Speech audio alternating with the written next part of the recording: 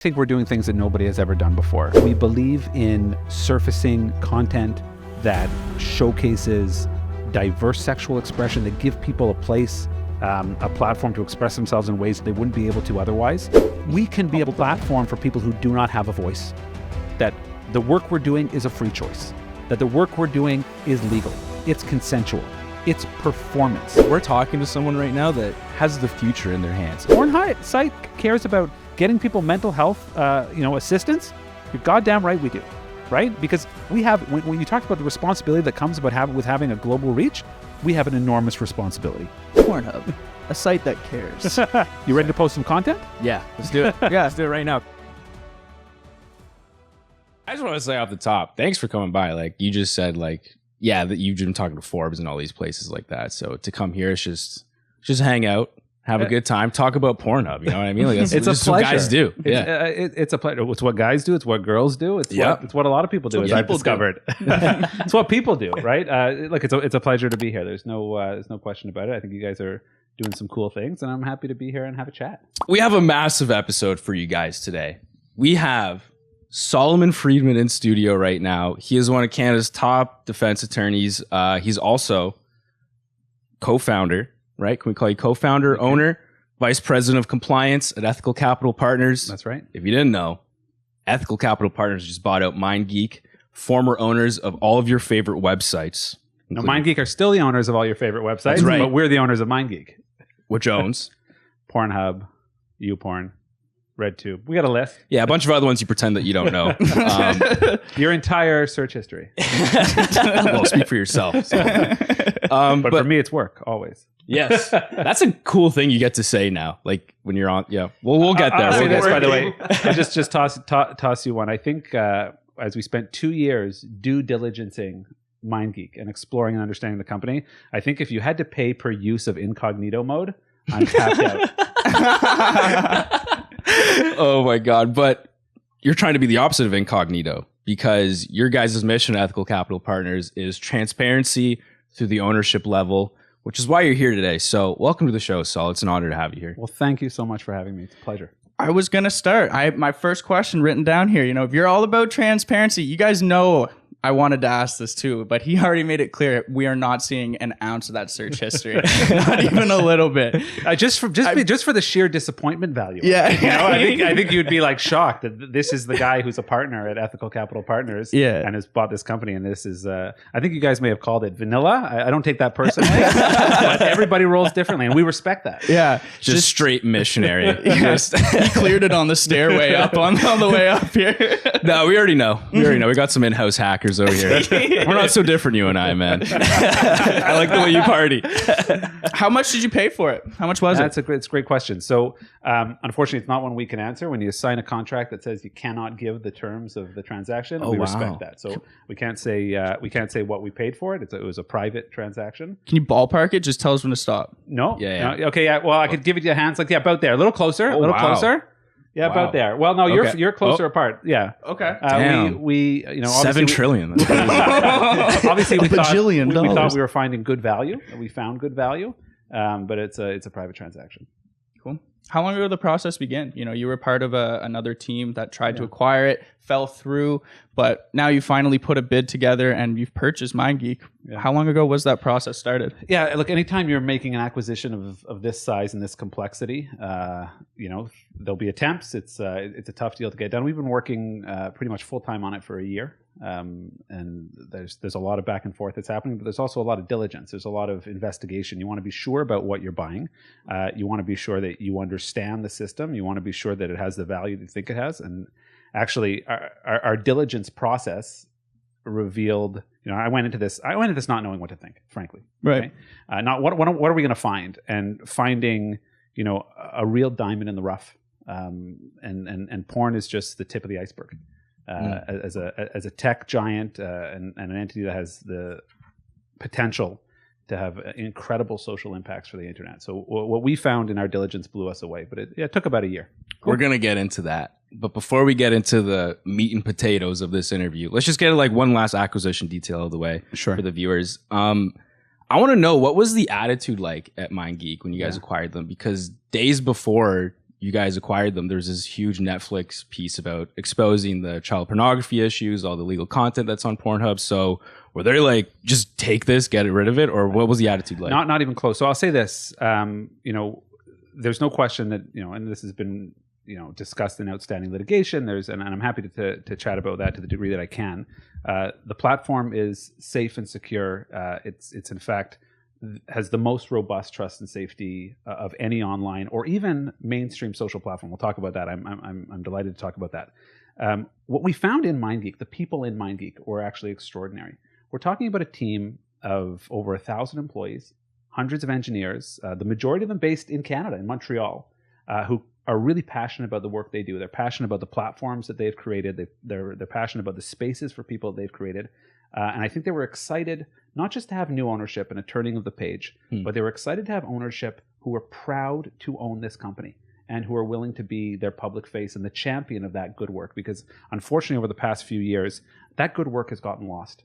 It's gotten lost because of people not, wanting, and for some understandable reasons, to step up, put the shame and the stigma that comes with, unfortunately, the adult industry aside, and be proud of the really good work. So we met extraordinary leaders in that company. In that company, it is just packed to the gills with amazing engineers, with amazing communications people, software people, thinkers, some real visionaries on the internet side who've had amazing careers, by the way, outside of adult, long before they ever got in there,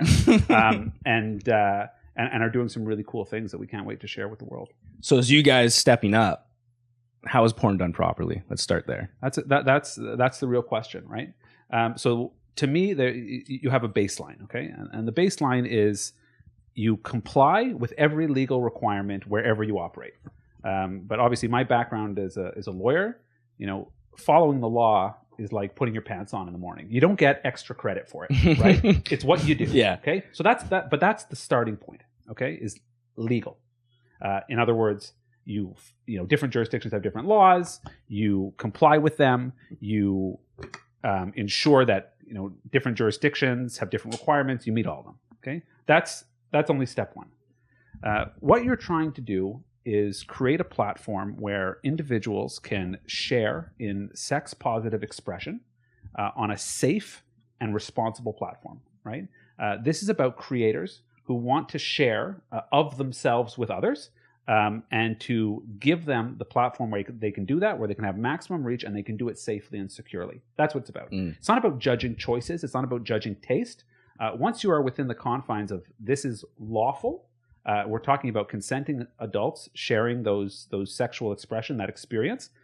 It's providing them a platform to do that safely and legally. The talk about sex workers is important. We're going to get into that. But I want to touch on what you just alluded to before that.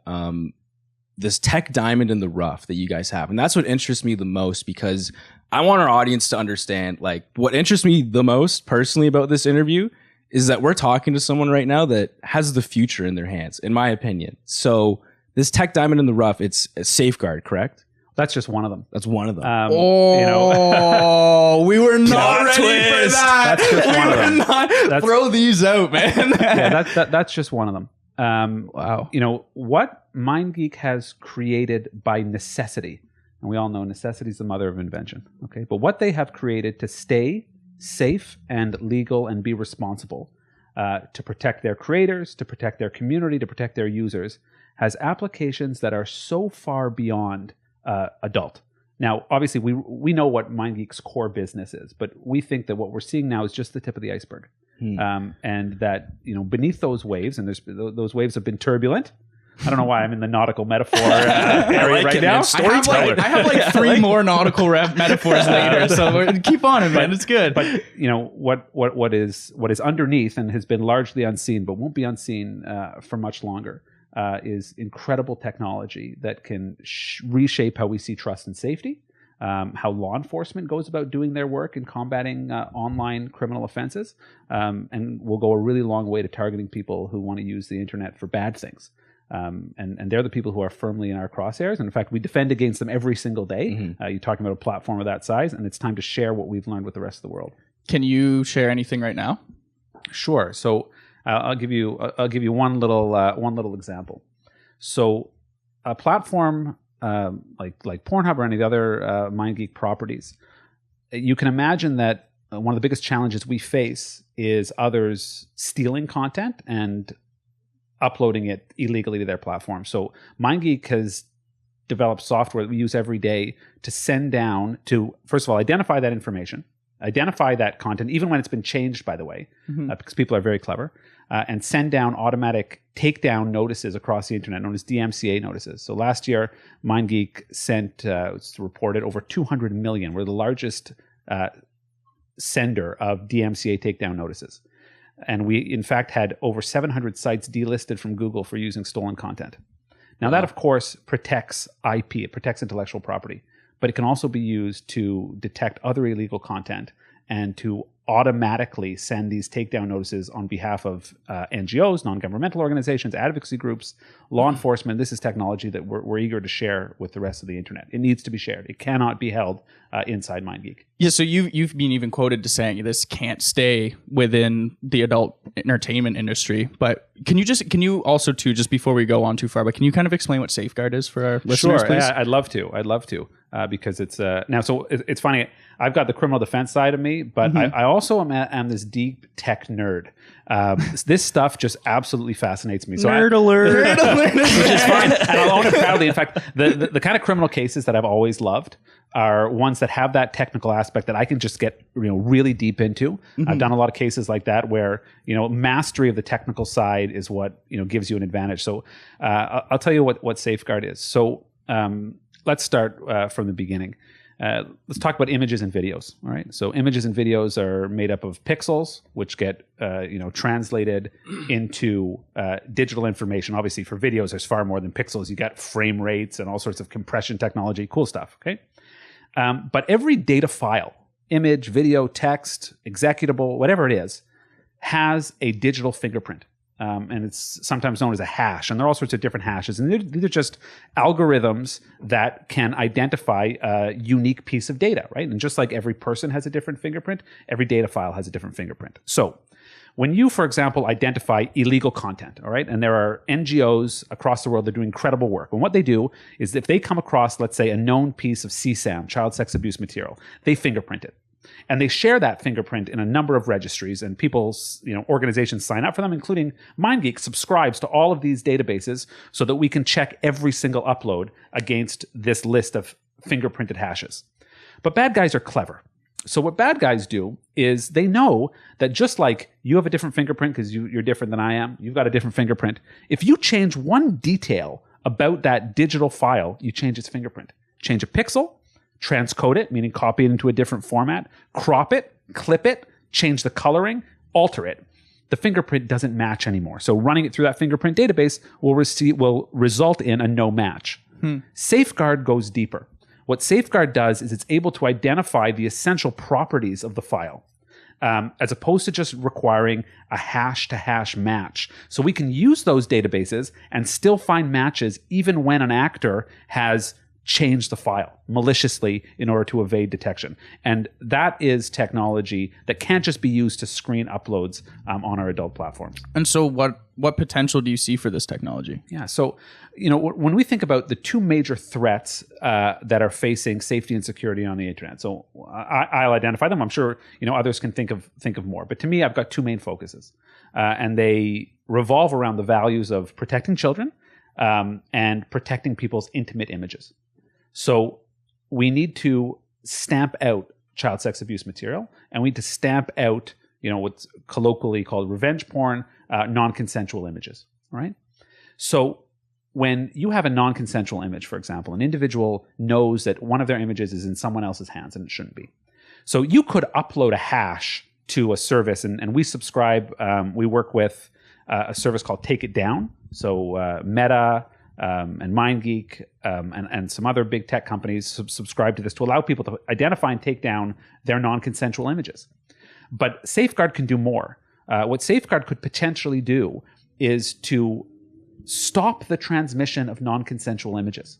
That is to be used by every, not just file sharing or social media platform, but every communications platform. Imagine if every image that you try to send on WhatsApp has to pass a filter. And in that filter is a database of fingerprints, of banned images.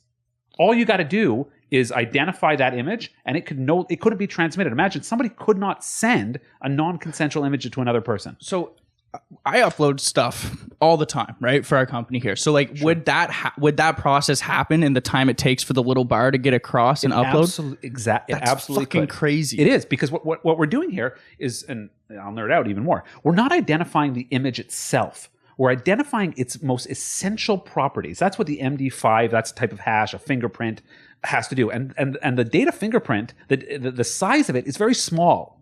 Right? You can have a video that's gigabytes large. Its hash is a kilobyte. It's tiny. It's a line of code, right?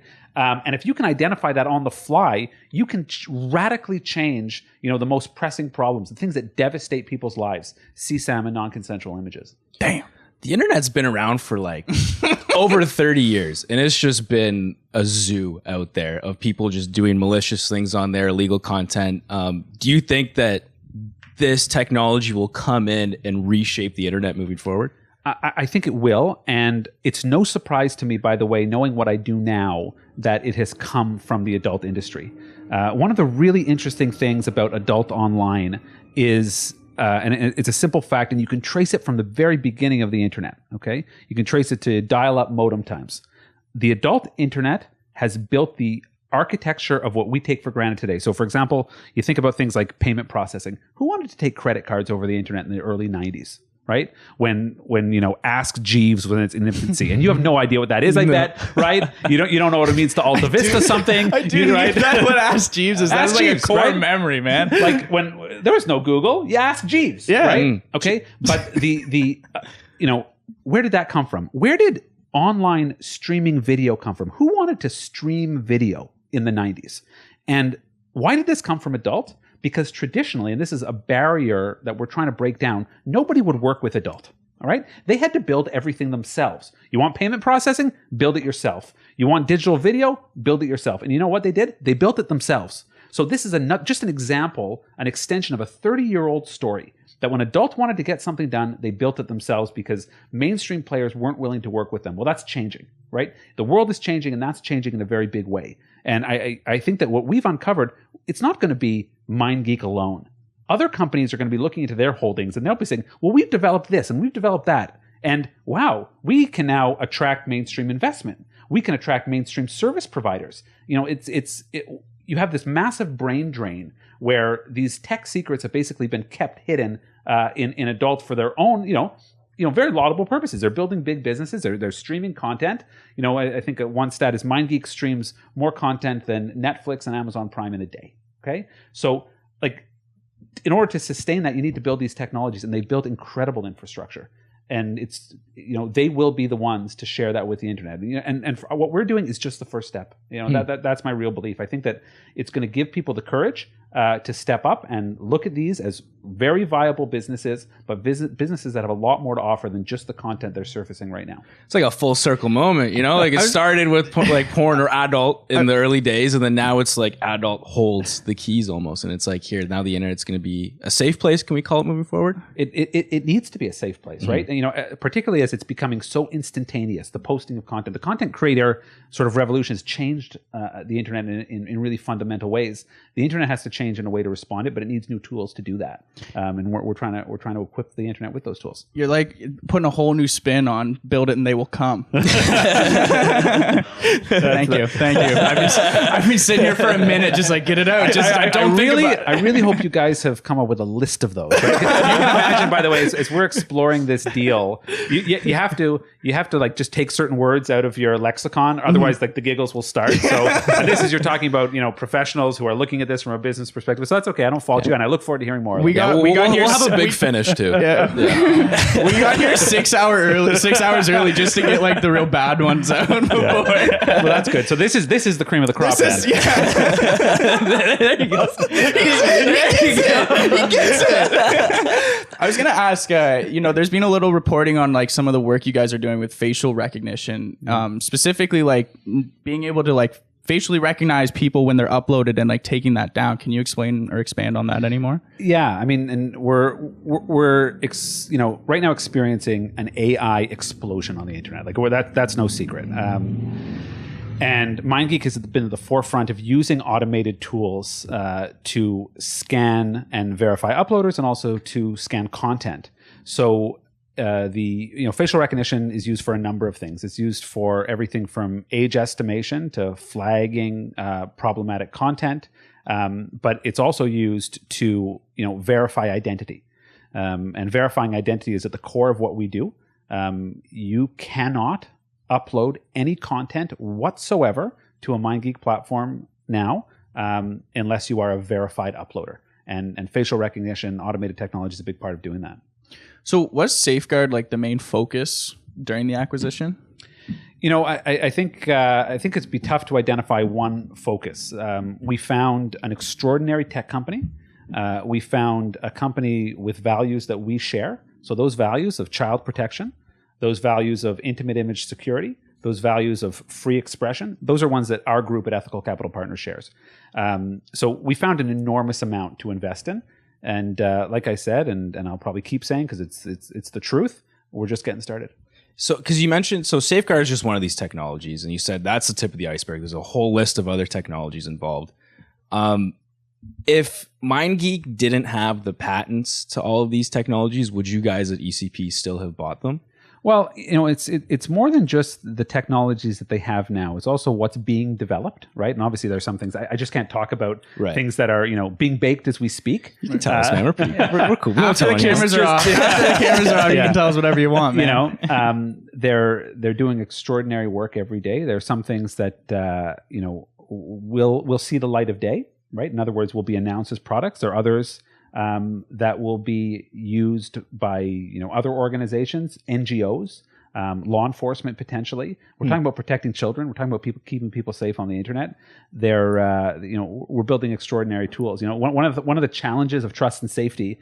Talking about trust and safety process is obviously you can do it at a high level, but it's like a bank. You can't show someone where all the cameras are, right? You can't say this is exactly how the security system works. You can talk about it, generally, and there's a lot to talk about in that rubric. But keeping people safe on the platform is at the heart of what we do, and they have developed some incredible tools to do just that. So all these technologies, do they have separate, distinct functions, or are they all working together to make this happen? That's an interesting question. So, this is a tech company. They are building, you put engineers in a room and give them a problem and amazing things happen. You put really creative engineers in a room and extraordinary things happen. Right. And I've seen that, in my, visiting, let's say, the engineering teams. Right. And because I'm not an engineer. All right. I don't have a PhD in software engineering.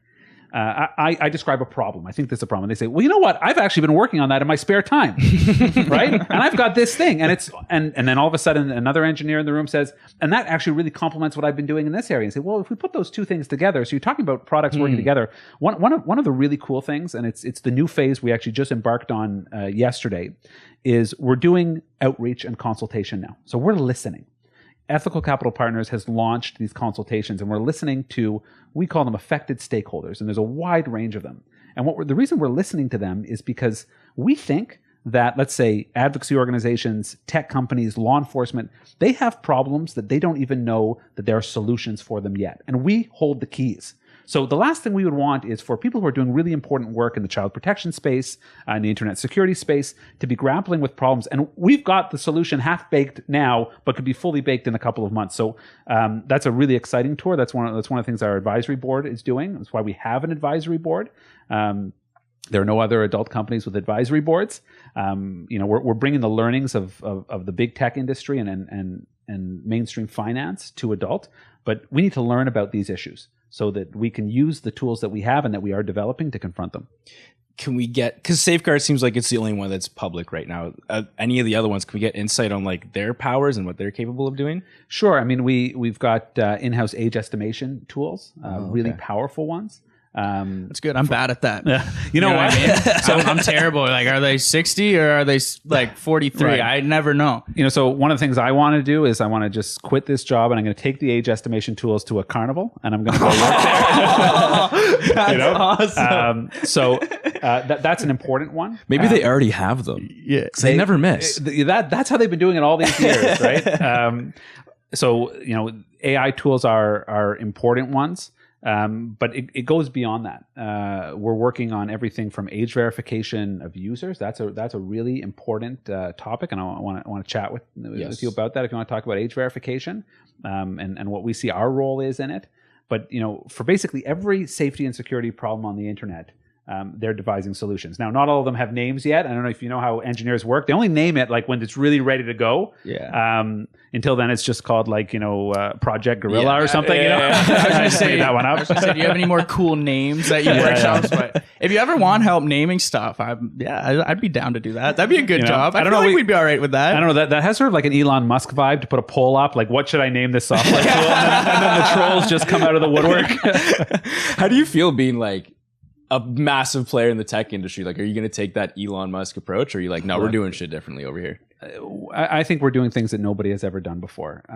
And part about, I think at the core of it is bringing who we are as, authentic people with our values. The team, it's an incredible team, actually. And everybody on the team has accomplished really amazing things long before they ever stepped foot in an entity called Ethical Capital Partners.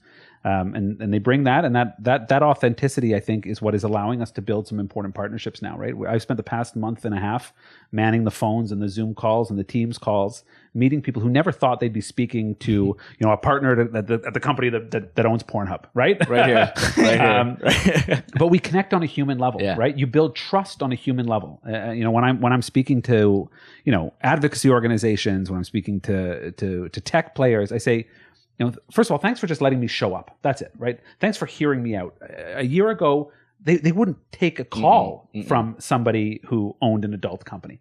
And we're just seeing those walls break down. And when those walls break down, collaboration starts, and I think really good things happen. Like when you guys, because it sounds like you have a really, rigid system in place. Ethical Capital Partners, the way you guys run. Did you guys, that whole year before you guys bought Pornhub and you guys or MindGeek and you guys started, did you develop this system, or are you guys kind of learning as you go? It seems like there's no way you're learning as you go, because everything seems like it's got a pinpoint down system. You think we've got a plan? I mean, it looks. I mean, we do. from what, no, there's no question. Look, we like here we go. As we, this is something that you should have a plan for. You're not building the airplane as you fly it, right? Yeah.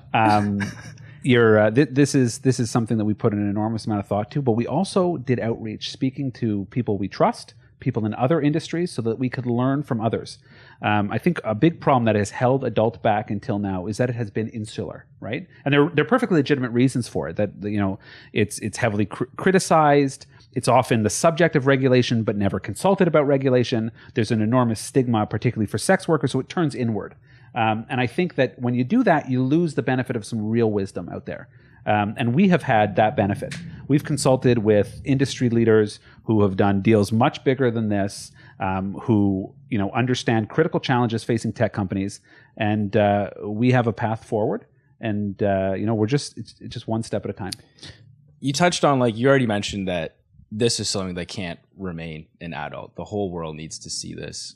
What, Ethical Capital Partners, I saw your guys' mission is to invest in other industries that need ethical leadership. Yeah. What other industries do you feel need ethical leadership? Well, I mean, we're taking it one step at a time. That's it's funny. It's like you just won the Super Bowl. I'm already asking about next year. Exactly right. Look, we announced this acquisition, and I think a journalist asked, and what company comes next? Yeah. And it's like, okay, so one step at a time. Like there's no question, and we get pitched every day now, right? You announce an acquisition like this, and some interesting pitches, right? And we're looking at them carefully. Our focus obviously is on our first and biggest acquisition, but we also think that when you have a portfolio of acquisitions where the strengths are complementary, you can do some really cool things.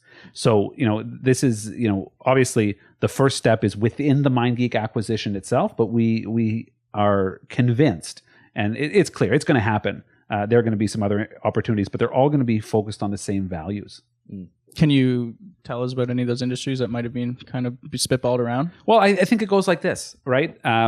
Any industry that carries regulatory difficulty that's complex, so mainstream investment have shied away from it, I think are ones that are of potential interest to us. Something that we saw in adult, and I think a lot of people recognize this, is that there's a stigma with being publicly identified. Okay, obviously not one that I feel, but stigma lives in silence, right? When you stay silent and you have secrecy, that's what builds the stigma. So I think what we're actually going to see, it's not just within ethical capital partners. I think we're going to see this more broadly.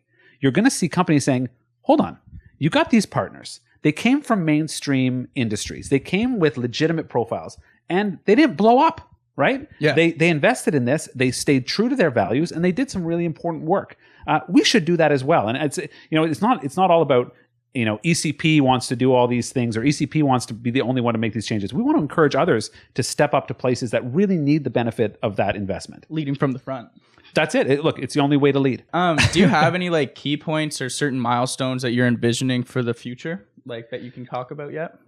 So I think there's a couple. Okay, and I'll tell you my long range goal. Okay, and I don't know how long range it is. It might come sooner than you think. I want to make working at a company like MindGeek boring. I don't want it to be an interesting thing about someone. I want to be they work at a cool tech company and that serves the adult industry. Cool. What do you do? Oh, I work for Bell Canada. Okay, how about you? Right? Okay. It's the equivalent of being an accountant. You know what I mean? Exactly. Right. Now, I think MindGeek is an extraordinary place to work. The people who work there are extraordinary. But the fact that you work at MindGeek shouldn't be interesting. Mm-hmm. Unfortunately, when the leadership are not speaking loudly, that space is filled by others, and that space is filled by extremists. And they say some nasty things, they say some violent things, and that makes it scary for people who are, doing a very legitimate, legal, respectable job to be proud of that work. That needs to change. And if that does change, it will be sort of the barometer that shows that we've been successful in everything we've been doing. What about any like business milestones? Yeah, I mean, look, it's a business. Growth is important. Transformation is important. I think that as a business, it has to continue to evolve. The adult industry is changing rapidly. Mm-hmm. The content creator revolution has changed it. I think forever. So there'll be some fun announcements. There'll be some interesting things coming down the way. I tell people to stay tuned on the business front. I like that little teaser. You know what I mean? That's how we'll like end off or start off this interview. Just stay tuned. But I want to know, it sounds like these technologies, you said you guys hold the keys. So will these technologies just be a staple in everyday life moving forward? I think that they can be adapted to be, you won't even think about them. In fact, we'll be successful when you don't even know they're there, right? When they're just baked into sending an image on the internet, to uploading a file to Facebook. Now, what does that take? It takes cooperation with other industry, right?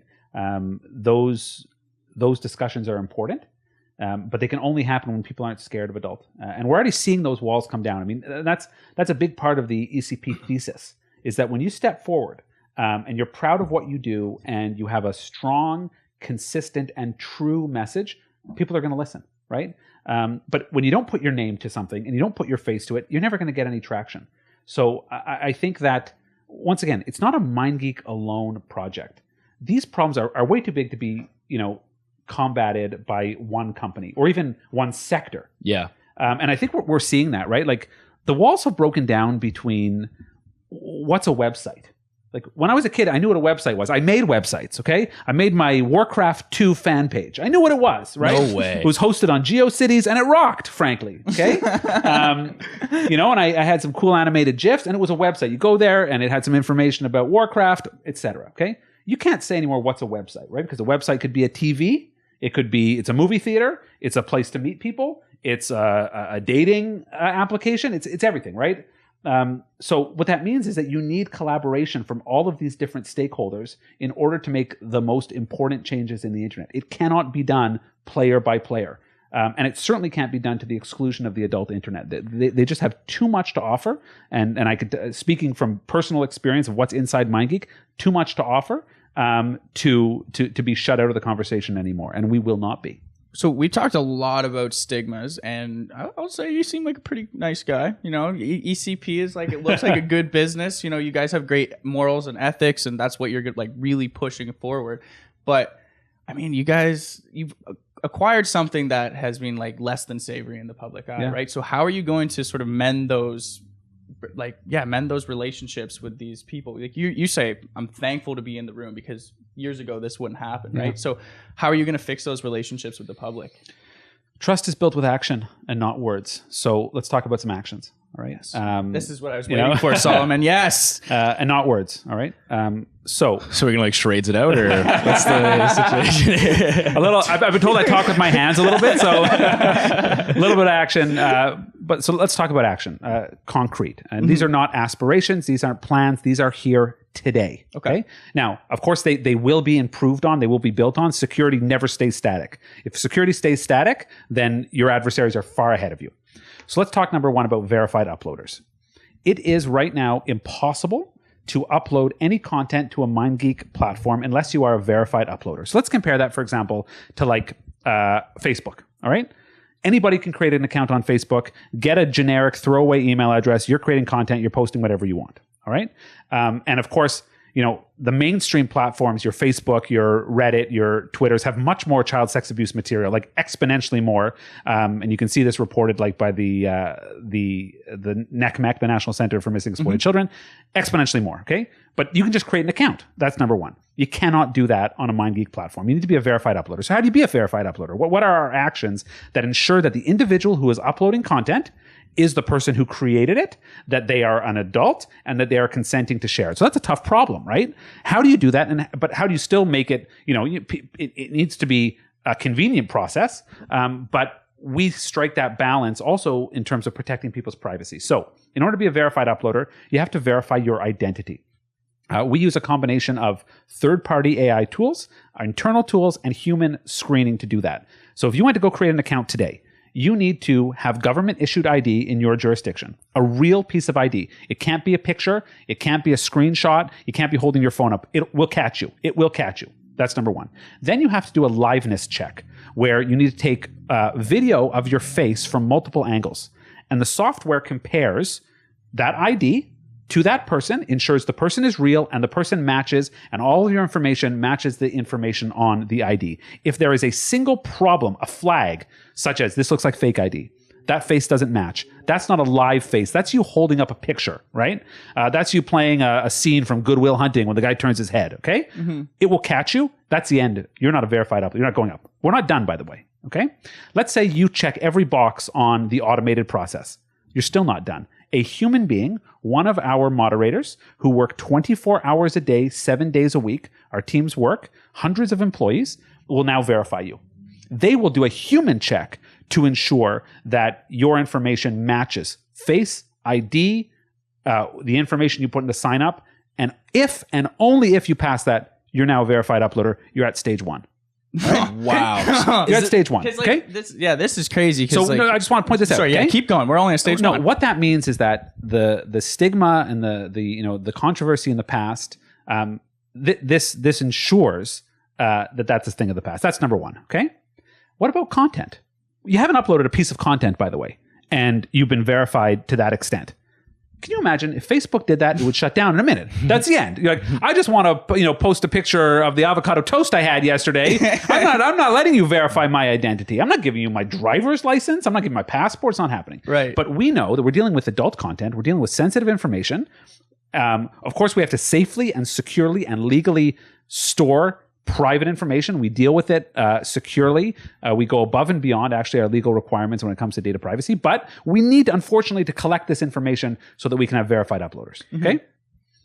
You ready to post some content? Yeah, let's do it. Yeah. Let's do it right now. Cut the cameras. No, keep them rolling. Sorry, we need the cameras, man. So I'll just tell you, I need you to prepare for just a little bit of waiting because it could take days now to get your content up. All right? Because every single file that you post, two important things need to happen. First of all, it needs to run through no less than 7 independent software processes. Okay, so we have developed our own proprietary software, but we're not proprietary in the sense that we will use any tool we possibly can.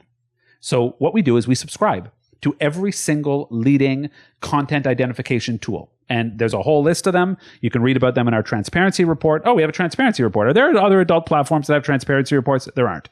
But let's hold off. Okay? I would not have right?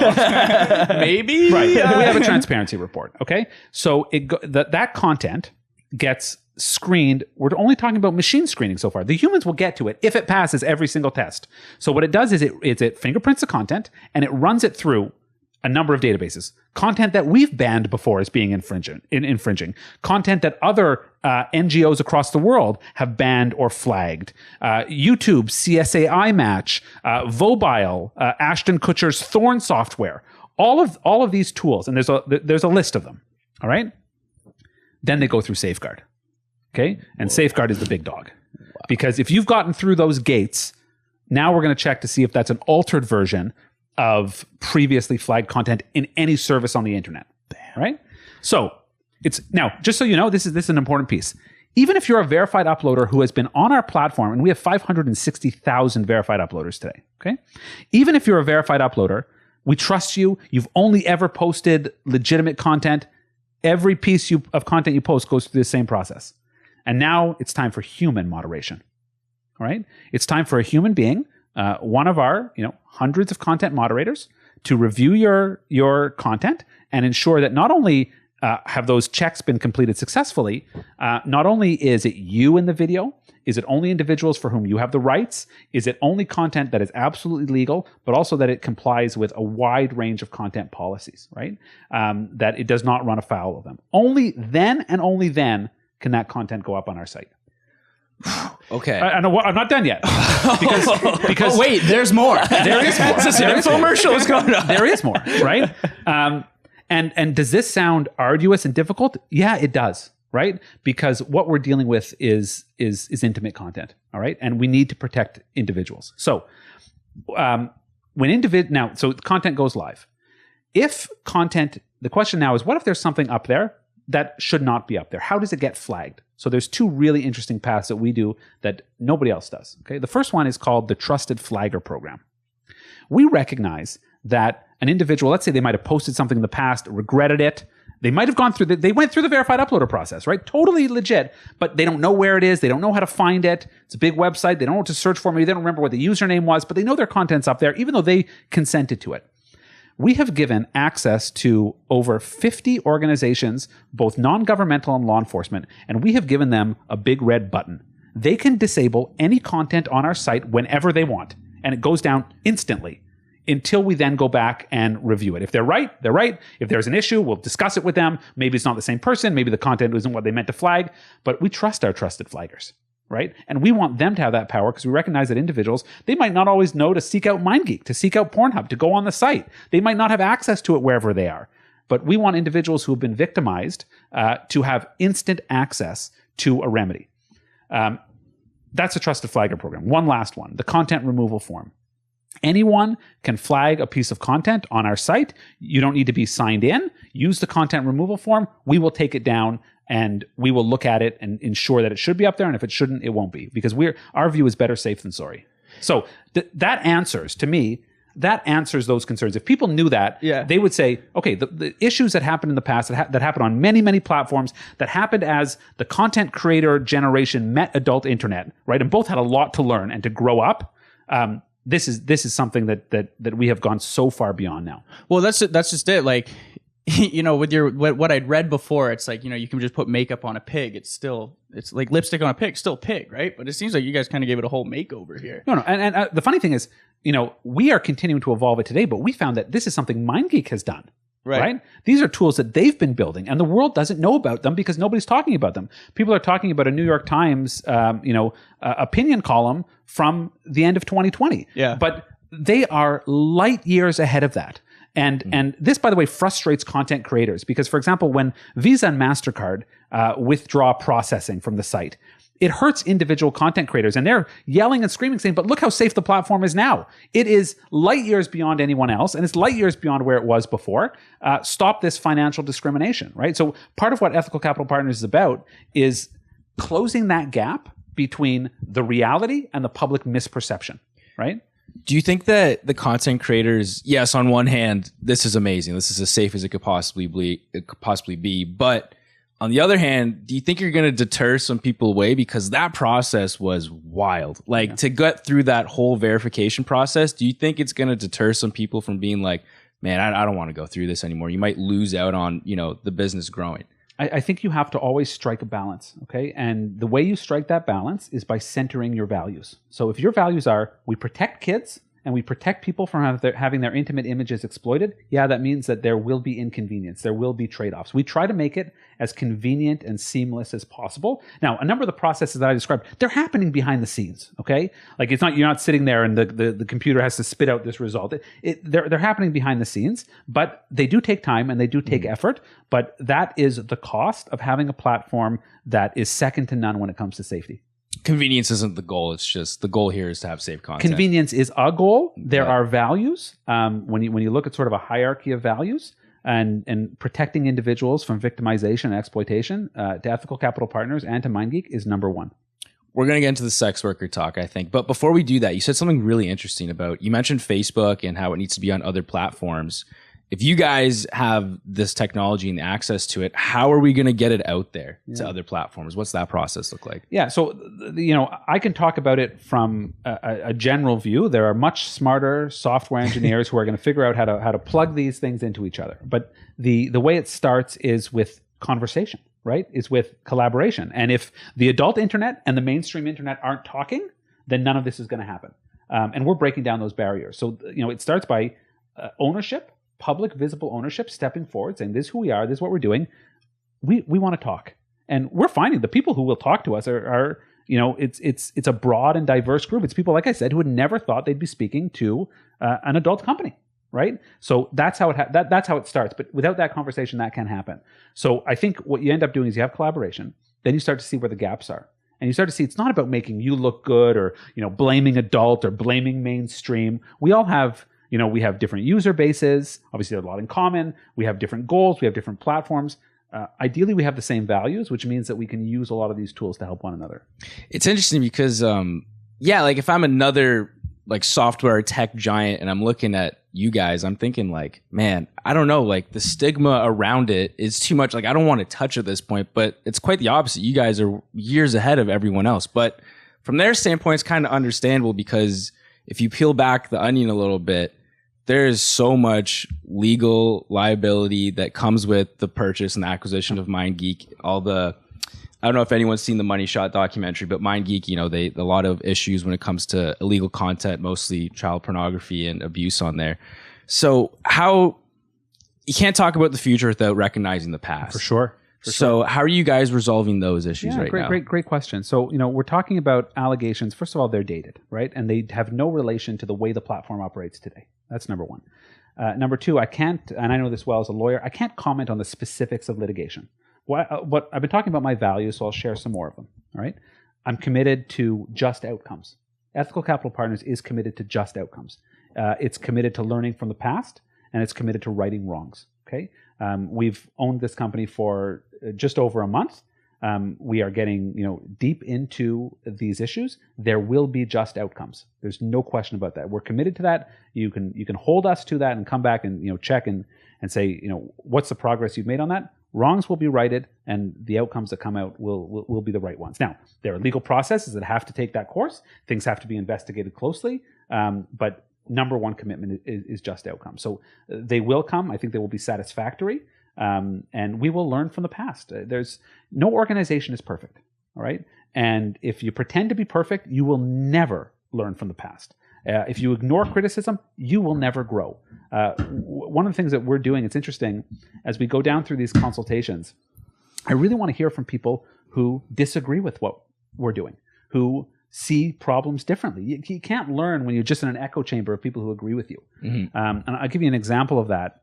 You look at our advisory board, all right? One of the individuals on our advisory board is an academic named Maggie McDonald. All right, Maggie McDonald is a doctoral student at the University of Toronto. And how did we find, who's the Maggie McDonald? How did we find Maggie McDonald? So when I'm doing research about MindGeek, looking at it from every angle, I come across a master's thesis that's written by a grad student at the University of Toronto about Pornhub. Her area of study is online adult platforms. And she wrote her master's thesis on Pornhub. Now, it's not an advertising brochure for Pornhub. It has a lot of really interesting criticisms of what happens when big data meets sex work, the challenges, the pros, the cons. And I say, this is who we need advising us. We don't need yes men and yes women. Mm-hmm. This is who we need advising us as an independent voice. And then I find out that she's writing her PhD thesis on Pornhub, federally funded study on Pornhub. Of course, this is who we need to be listening to, right? Mainstream companies listen to academics even when they, disagree, and certainly when they see things differently. We all have different perspectives. So you talk about your larger tech companies, and you talk about hearing different perspectives. That's at the core of what we do, right? Ethical Capital Partners was founded on that premise that there are so many voices in this that have not come together. How are we ever going to learn and grow as a platform unless we're really listening to those voices? And to do that, adult has to open up. And this is, I think, a first step, an important step in adult opening up. Wow, Maggie was just trying to get an A, and she didn't realize that she was going to step into a huge company all of a sudden. That's awesome. Because, how do you feel that conversations have now changed when you bring in people that are now, playing devil's advocate a bit? How is it progressing, you guys, do you feel? Well, it's funny. As a criminal lawyer, I've always been the devil's advocate, right? So I'm used to looking at problems from a different point of view. It's invaluable. All right. When we sit around and the table with our advisory board, and we hear people who look at this problem. I think about, for example, Dr. Leah West. Okay? Dr. Leah West is a professor of national security, cybersecurity. Her focus is on cyber terrorism and how bad actors misuse the internet to advance their goals. She's also an advocate for victims of sexual violence. She's spoken out publicly about her experience in the military. There's a woman who served 10 years as an officer in the Canadian Forces who deployed to Afghanistan. She's basically a badass, okay? Certified. And an extraordinary academic who's written and published on really important topics. So people ask us, what does national security have to do with MindGeek? And we say, we have an enormous amount of content. We have processes for screening that, for looking for keywords, looking for trends that bad actors are trying to misuse our platform. We're not keeping that to ourselves. We need someone whose world is national security, so this can go out there. And then we hear her perspective. And then, you turn to like a Maggie McDonald, you turn to Dr. Val Weber. Dr. Weber, their research focuses on health and safety for porn performers. That's what they have devoted their academic life to doing. So you look at this is not just a business. This is a community where content creators are, putting their experiences, their expression out to the public. Health and safety is critical to what we do. These people need to be involved in the conversation. And you just go around the table like that, and you take people with diverse perspectives. Once again, not something that's ever been done before in adult, right? And we're hearing that. And the funny thing is we're starting to actually hear from other adult companies like, this is a no-brainer. This is the future, and there's no question about it. The insular days are done. The internet is too big, too public, needs to be more transparent, and having advisors is an important part of that. Did you guys, when you're putting together your team, I imagine there was a ton of risk assessment you had to do, but when you're putting your team together, did you kind of put it together like the Avengers? You're like, yeah, we got something here. You know how it worked? It's a good question, because they are superheroes. Okay, they've all accomplished some really extraordinary things in their field. I think, and I don't want to speak for them, and they're speaking to the media. One of the reasons that we have an independent advisory board is because they are independent. I don't speak for them. They are free to say anything they want about any topic. They can research, write, etc. No limitations whatsoever. That was key to putting together an advisory board. But as they came on board and they got to know us, I think that they realized that we live our values, right? That we are serious about this project in terms of what it is that we believe in, and they see an opportunity to do good work in their field of study, in their area of expertise, and that takes time, right? Building trust takes time. It takes time to do internally, and it also takes time to do externally. You have people that are playing, devil's advocate in a good way, trying to progress with it. But you also have people playing devil's advocate. They're just out here trying to get rid of it as a whole. Because there are some guys out there so Exodus Cry and NCOSE. Yeah. So first of all, we'll talk about NCOSE. What you mean is morality in media, right? You're talking about an organization. They're not a governmental organization. They've got a very fancy name, right? Yeah. We work with real organizations like NECMEC, the National Center for Missing and Exploited Children, who are doing unbelievable technical and social and legal work. NCOSE, that's morality in media. So I have no problem engaging and talking about an extremist, right-wing, ultra-Catholic organization that's tried to ban sex shops, abortion, same-sex marriage. That's fine. I can talk about them, but we have to talk about who they really are.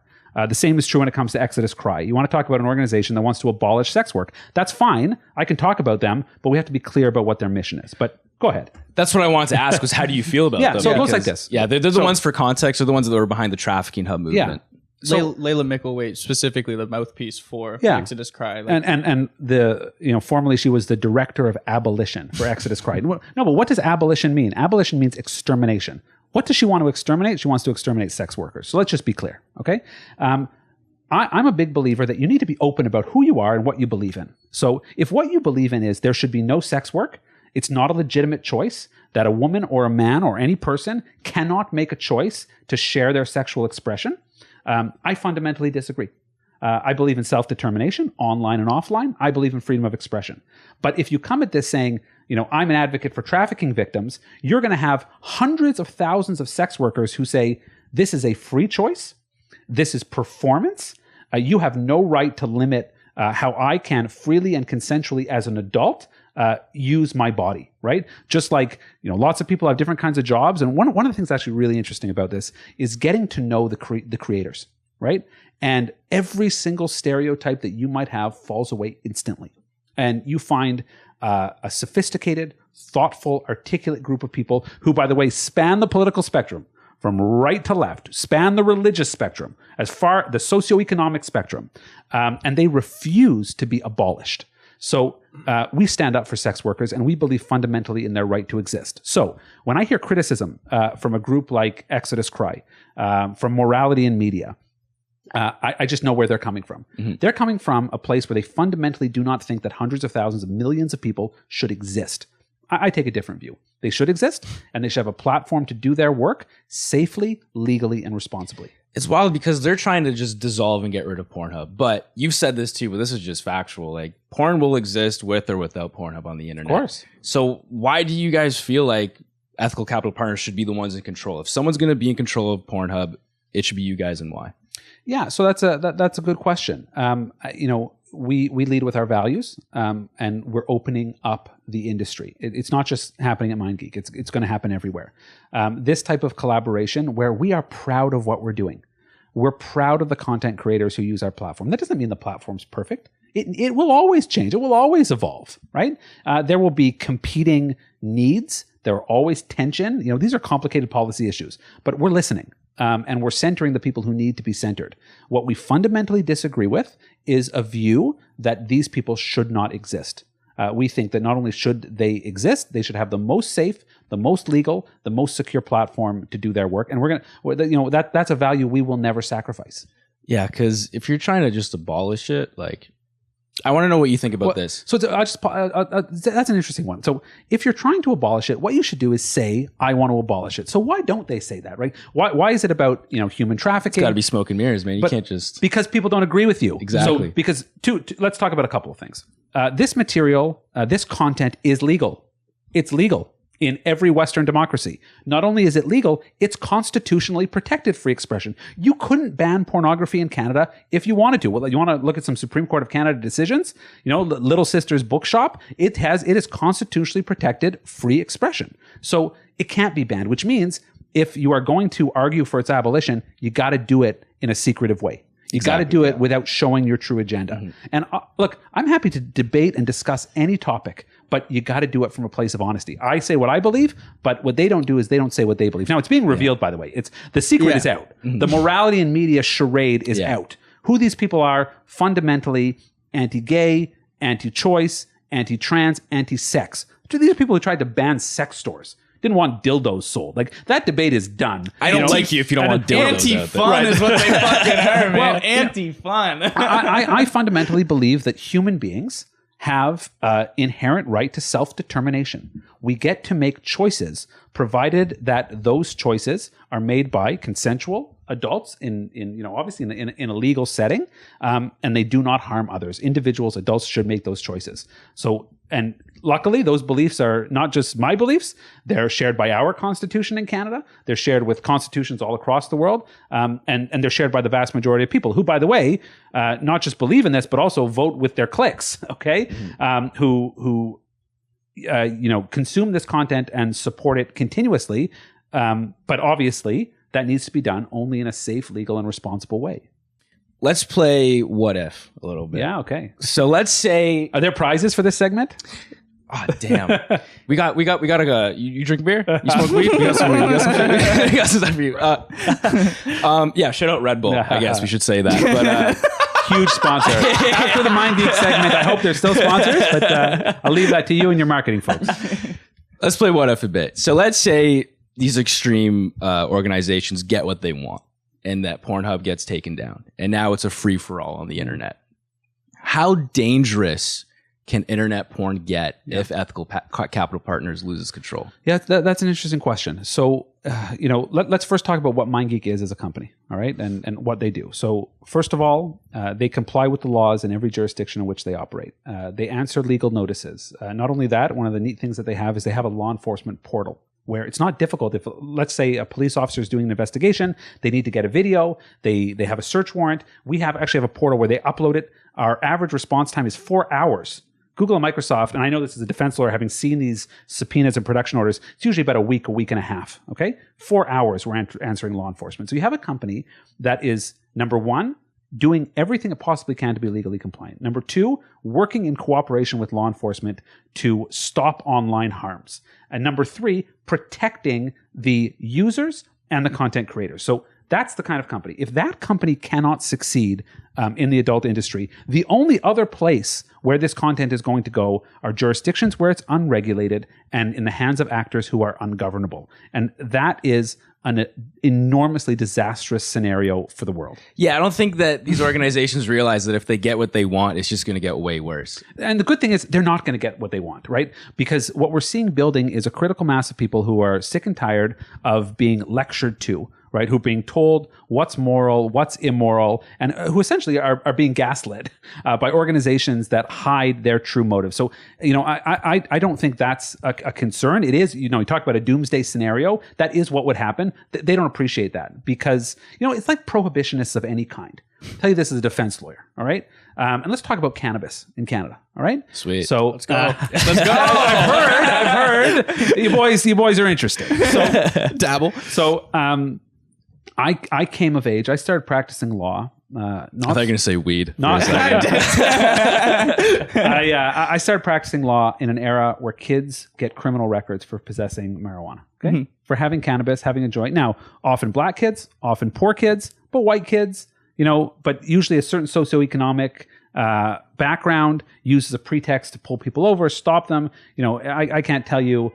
How is it possible that every police officer who pulls over a young black man happens to see crumbs of marijuana in his lap? It's like cops have X-ray weed vision, right? And they used it to violate people's civil rights, to do unconstitutional search and seizures, and to give people the stigma of having a criminal record for the rest of their life, right? Now, I'm not that old. I've been practicing law, for only about 15 years, all right? This is not the distant past.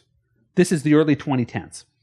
But since then, not only is it legal, it's legitimate. You go to a dinner party and you hear a bank executive, talking to a lawyer, talking to an accountant, talking to a cop about their favorite edibles. Like they're discussing red wine. We go to very different dinner parties, I'll tell you that for free. Right? So, but how does that happen? How does something go from putting you in jail a decade ago to being normal conversation? Oh, you like the Chardonnay?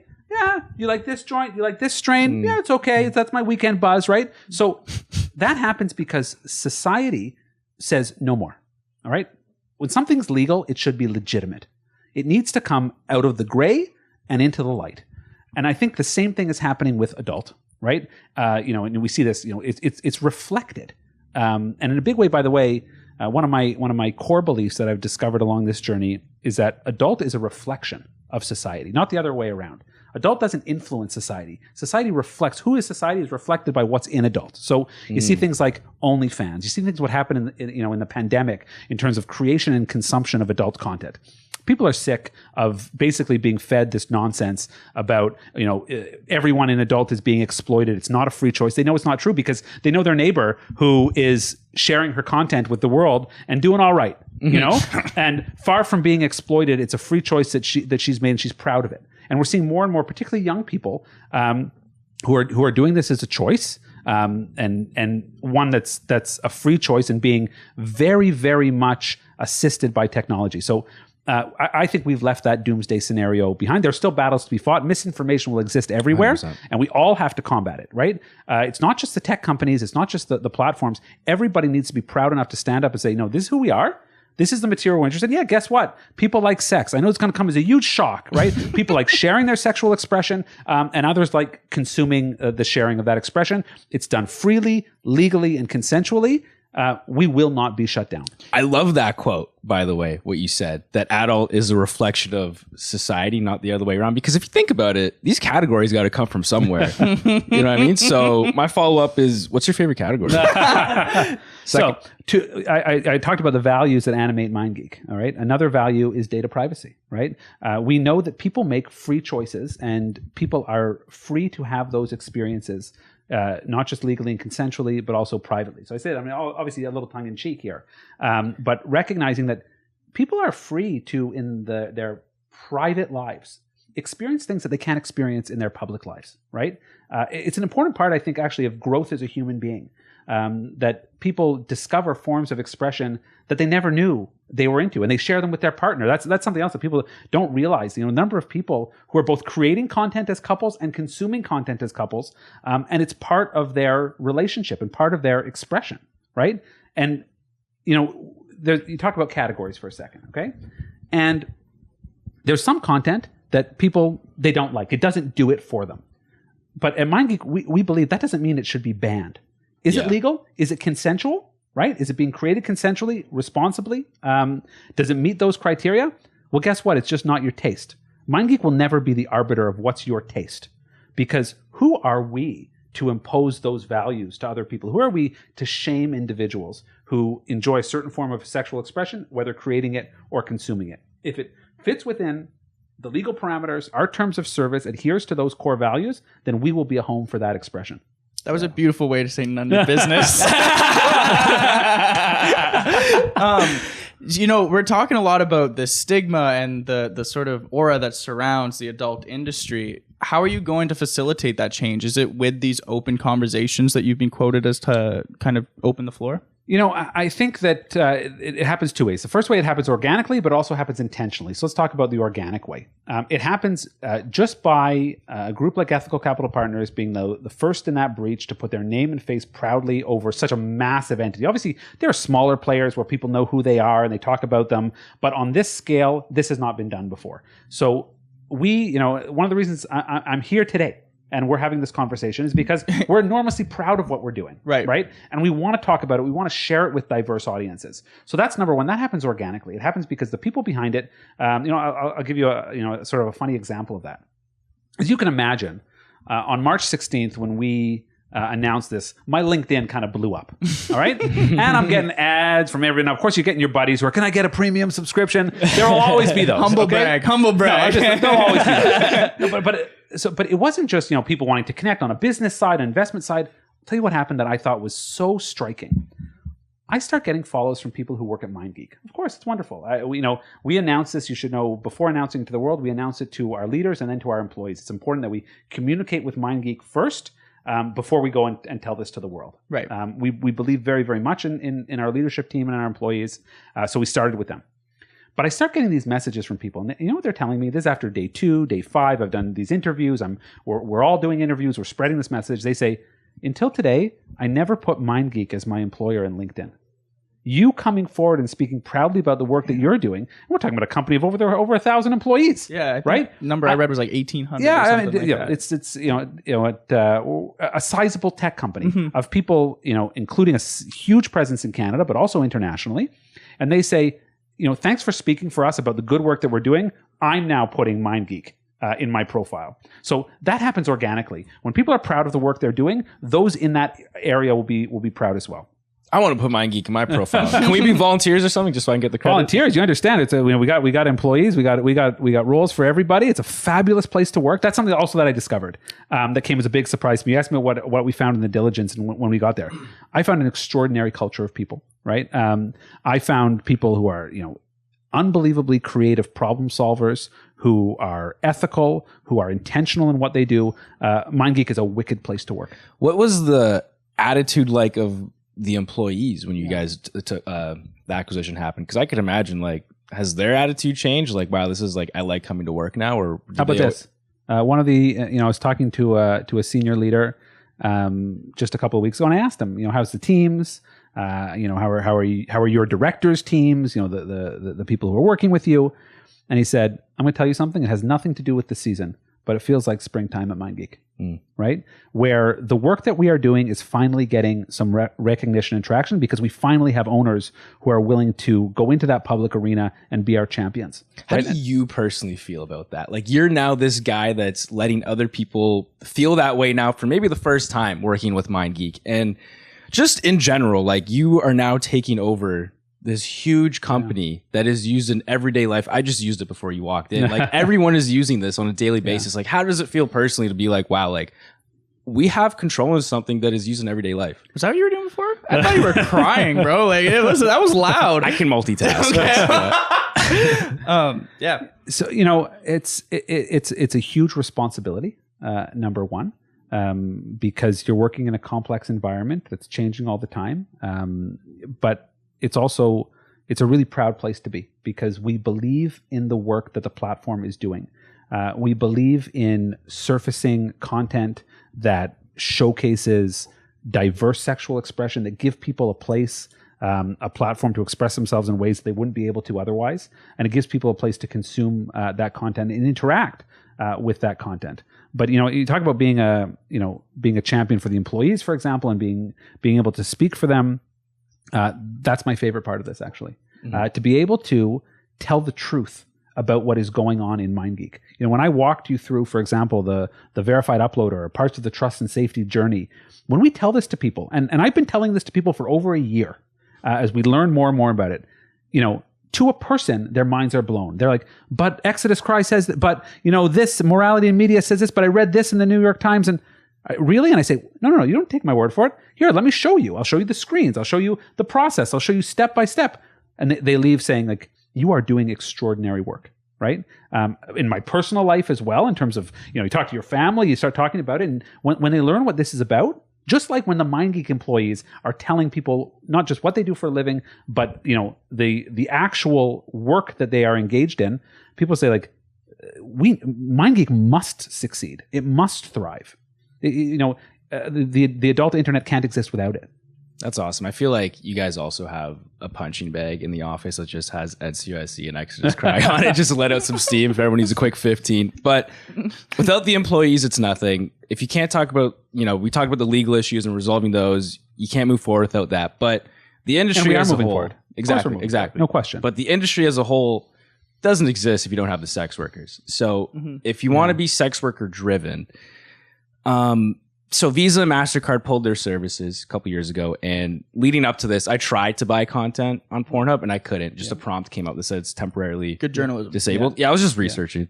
Good journalism, man. But how are you going to be sex worker driven if I can't even buy anything? All right. So number one, obviously, like this is a journey in terms of getting payment processing to where we want it to be, and it will get to exactly where not just we want it to be, but where sex workers need it to be. All right. Recently the Free Speech Coalition released a report. I highly recommend it, and it was on something called financial discrimination. And we sit here and we're like, what's financial discrimination? My debit card works, my credit card works. I can get a mortgage. I can get a car loan. I don't get denied credit. Sex workers who make more money than we do, by the way, in many cases.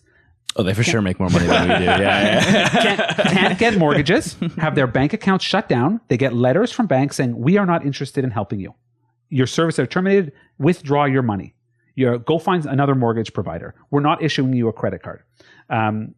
We know this exists, and we're hearing about it more and more actually in our sex worker focused consultations, which are ongoing right now. That's an enormous problem. And the platform does not exist without sex workers creating content. It doesn't. The platform's meaningless, right? They are at the center of the work that we are doing.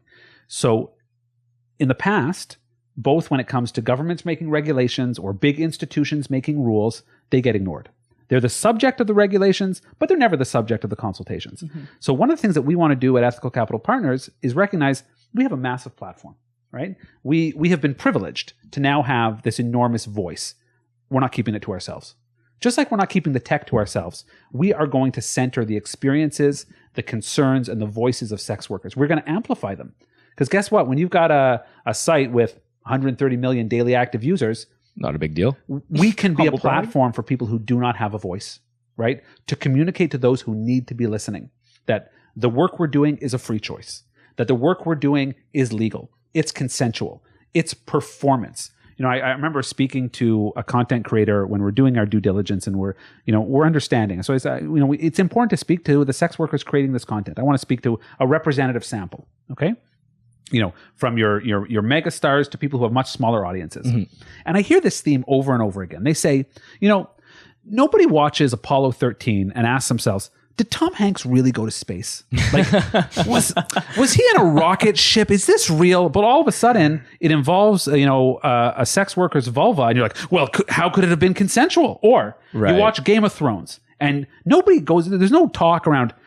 Was Sansa Stark really sexually assaulted? Like, was that real? No, of course it's acting. And she says, but I can't act. I'm not allowed to perform. Because it involves a sexual act explicitly. So all of a sudden, I'm completely excluded from the category of performer. That's nonsense. That's where the whole stigma comes from, I guess. But where does that come from? It comes because you have a societal construct that says sex is only okay in my parameters. So you bring it back to like an Exodus Cry view. They want women to know their place.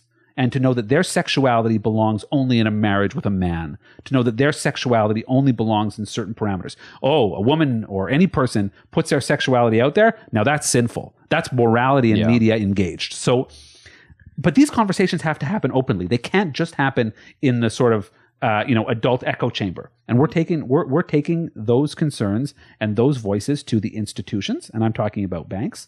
I'm talking about regulators. I'm talking about government. I'm talking about law enforcement, right? That whole sort of spectrum that's critical to all of this. We can't work without those stakeholders. We need to be in dialogue. Of course, there needs to be regulation. Of course, there have to be laws. Of course, there has to be law enforcement. Banks need rules. You need security. You need to address risk. But it can't be done without listening to the most important stakeholders in the room. So you ask how we center them. We use our voice to give them a voice. We step aside. Yeah. We want to hear their concerns. So one of the things that we're doing right now as we engage in our advisory board roundtables is we are listening to their concerns. And we cannot wait to release those findings. We're going to do that. We're going to release those findings publicly. What we heard. What are the concerns of sex workers? Now, we're also consulting with regulators. We're consulting with law enforcement. We're consulting with the financial sector. We're consulting with victims advocacy groups. We're consulting with a wide range of actors. But when it comes to sex workers, it's important that we platform their concerns and put them front and center. They can't be ignored anymore. Because the sex workers, they're obviously on board. You guys are on board. I can say for myself, Lee's I'm on board, but that's only because we're having a long form discussion about this. So everyone else that has the stigma around Pornhub and just the industry in general, like all these companies like Visa and Mastercard, they see a problem, they just pull out right away, right? So it's like, how are you going to get everyone else on board? Because you can't have long form conversations like this with everyone, or can you? I don't sleep a lot, I can talk till I'm blue in the face about this. So can my partners, and so can our advisors. It goes with building relationships of trust. All right, what we're seeing is a domino effect. We've seen it in a month and a week. All right, that we have made this acquisition. That we have a conversation with stakeholder X who has an influential position. You know what that person does? She calls her friends who are also executives or also hold positions of authority. And they say, and she says, these guys are for real. And here's the material they showed me. And all of a sudden, our advocacy is a work of creating advocates, right? I don't think we need to have one conversation at a time. Now, there's also correcting misinformation. There's also engaging with the media. So we'll talk about how do you get that message out, for example. So in the past, the MindGeek ownership was extremely shy about speaking publicly, even about being publicly identified. So what ends up happening is when there's an article written about Pornhub, 90% of it is misinformation. Because if only people who are spreading misinformation are going to show up to the media, guess what the article is going to be full of, right? And now we have articles that are 75% fact, right? Because we're willing to tell the truth, we're willing to give the evidence that supports our view, and then you got only 25% misinformation. That's a wicked improvement, right? And it's going to get down to 0%.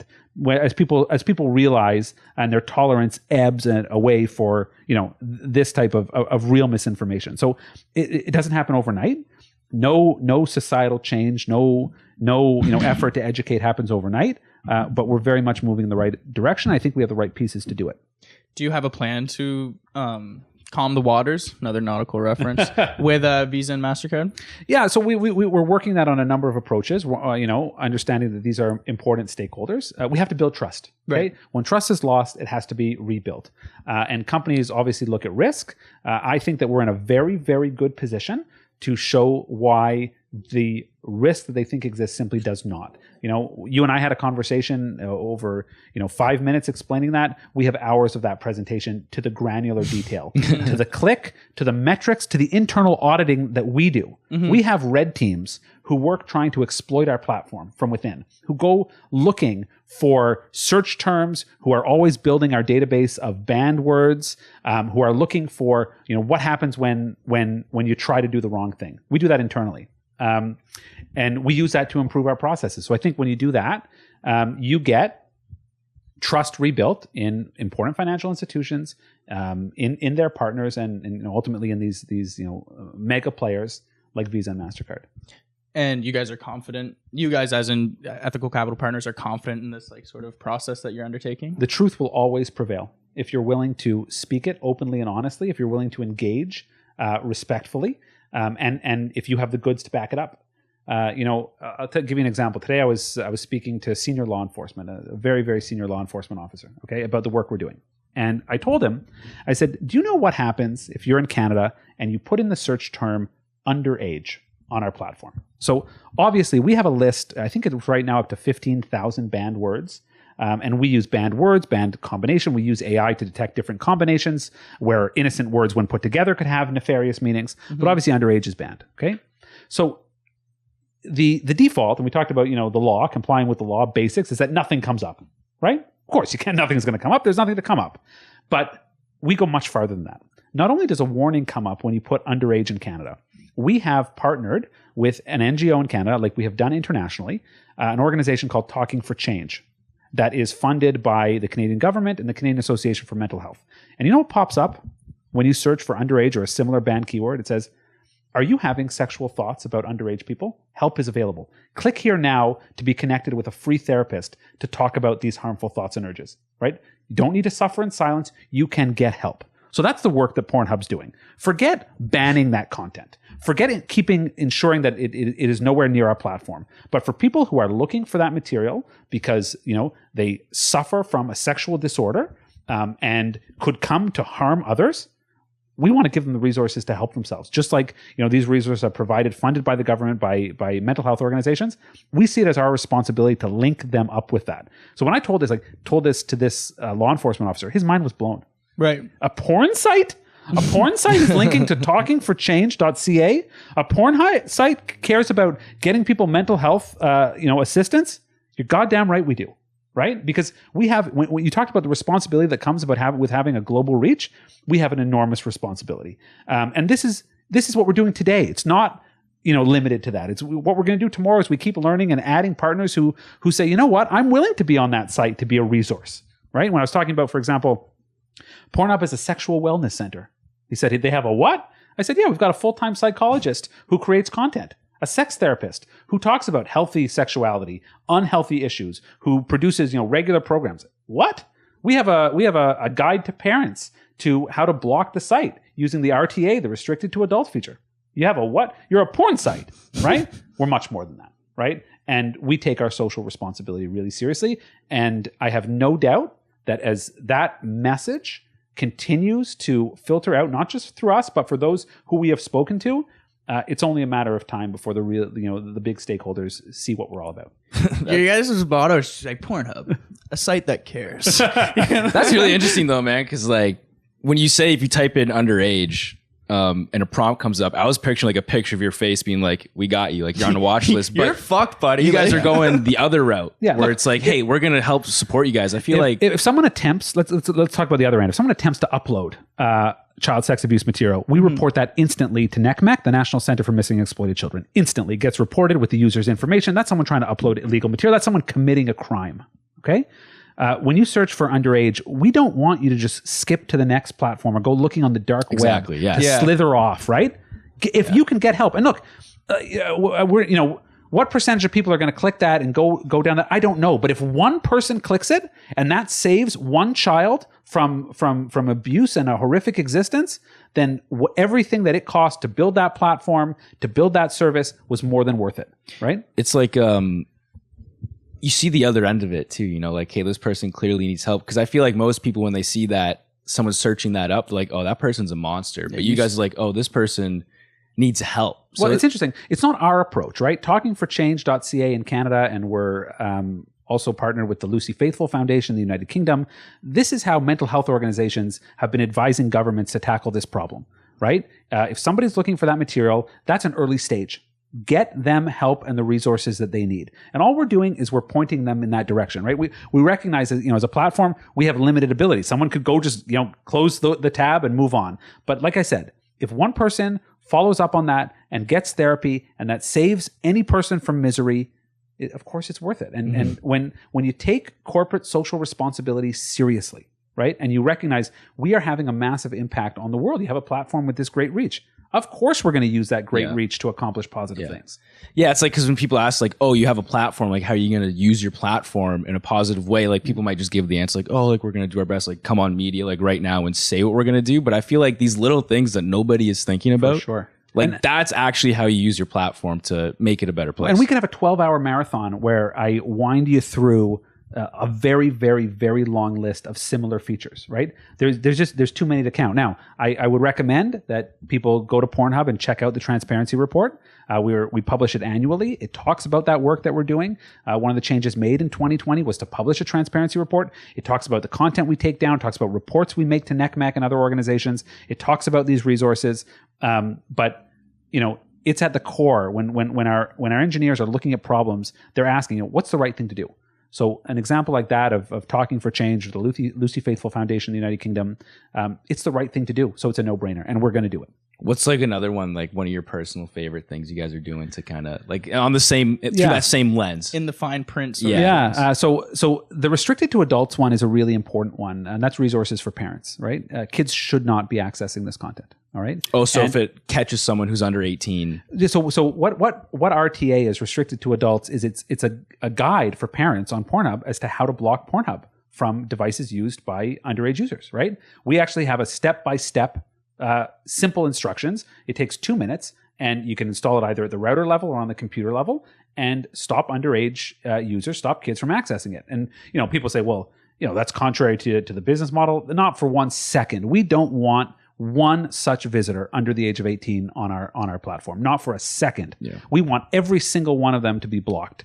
And we give parents the resources to do that. You tell someone that about Pornhub, they say, you were doing what? You're telling people how to block the site? Of course we are.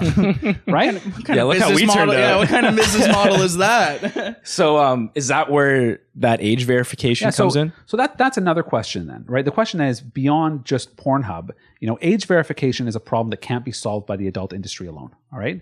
And what we're seeing now is you sort of have a patchwork of states and jurisdictions where they're imposing different laws, verify age, provide ID to the website. You know, Pornhub does not want to be in the business of taking your ID to access content. There's some crazy serious privacy concerns with doing that. You know, we're just not going to do that. If a jurisdiction required us to do that, we wouldn't serve content in that jurisdiction. But what we want to do, and what's key to this, is to be a partner to the solution. So what's the solution? The solution is device-based age verification, right? 95% plus of all internet traffic flows through 3 companies.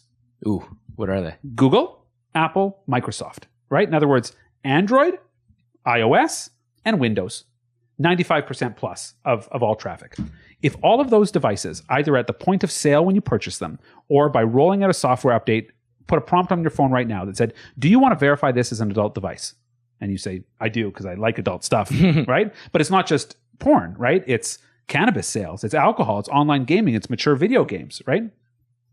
I want to be an adult. It's voting maybe, okay? So what you do is just like being a verified uploader, same type of process, verify with your ID, or if you're doing it at point of sale when you're buying your device at TELUS or Bell, you do it there. Verify that you're live, you're a real person with your device. That's easy to do and takes 5 minutes. And now your device is an adult device forever. It's the key. We will be the lock.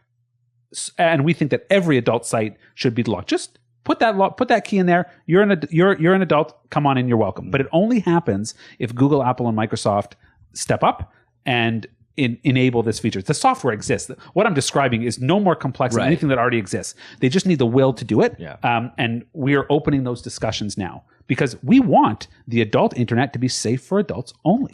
What's the reaction to you guys reaching out? Yeah, trying to have these conversations? That we're at very early stages. I don't want to prejudice those discussions in any way because we respect those partners. But it's time to give a nudge, right? And I'm a bit of a nudge, so I give a nudge, right? And so are the other industry partners that we're working with. We think that they share our values.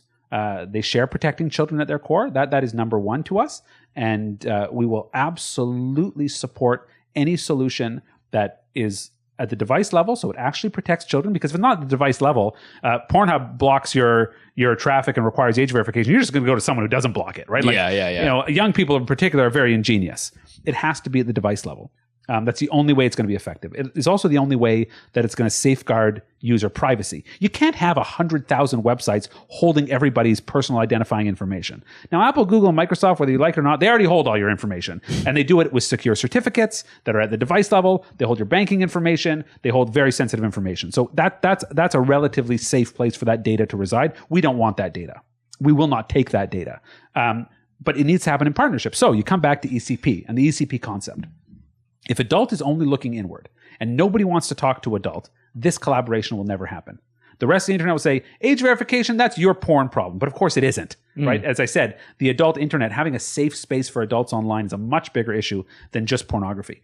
But when you have an entity like ECP, and we think we're the first of many who are going to emerge like this, who are proud and public, open and transparent about what they're doing, we can really engage with the rest of big tech. We are big tech, but we can engage with the rest of big tech. But it can't happen if you're doing it in the shadows. So this is step one. Do you guys feel like you're not at the table with these guys, or how are you guys going to wiggle your way into this? We're coming to that table, right? Okay. And in the conversations, like I said, it's been a month. The conversations that we've had are very much about being at that table. And I think it's an exciting time to be doing what we're doing. When you're at the forefront of important change, which is the reason we're doing this. We're doing this because it's an extraordinary opportunity to do something that could have a massive, massive impact on a wide range of societal issues.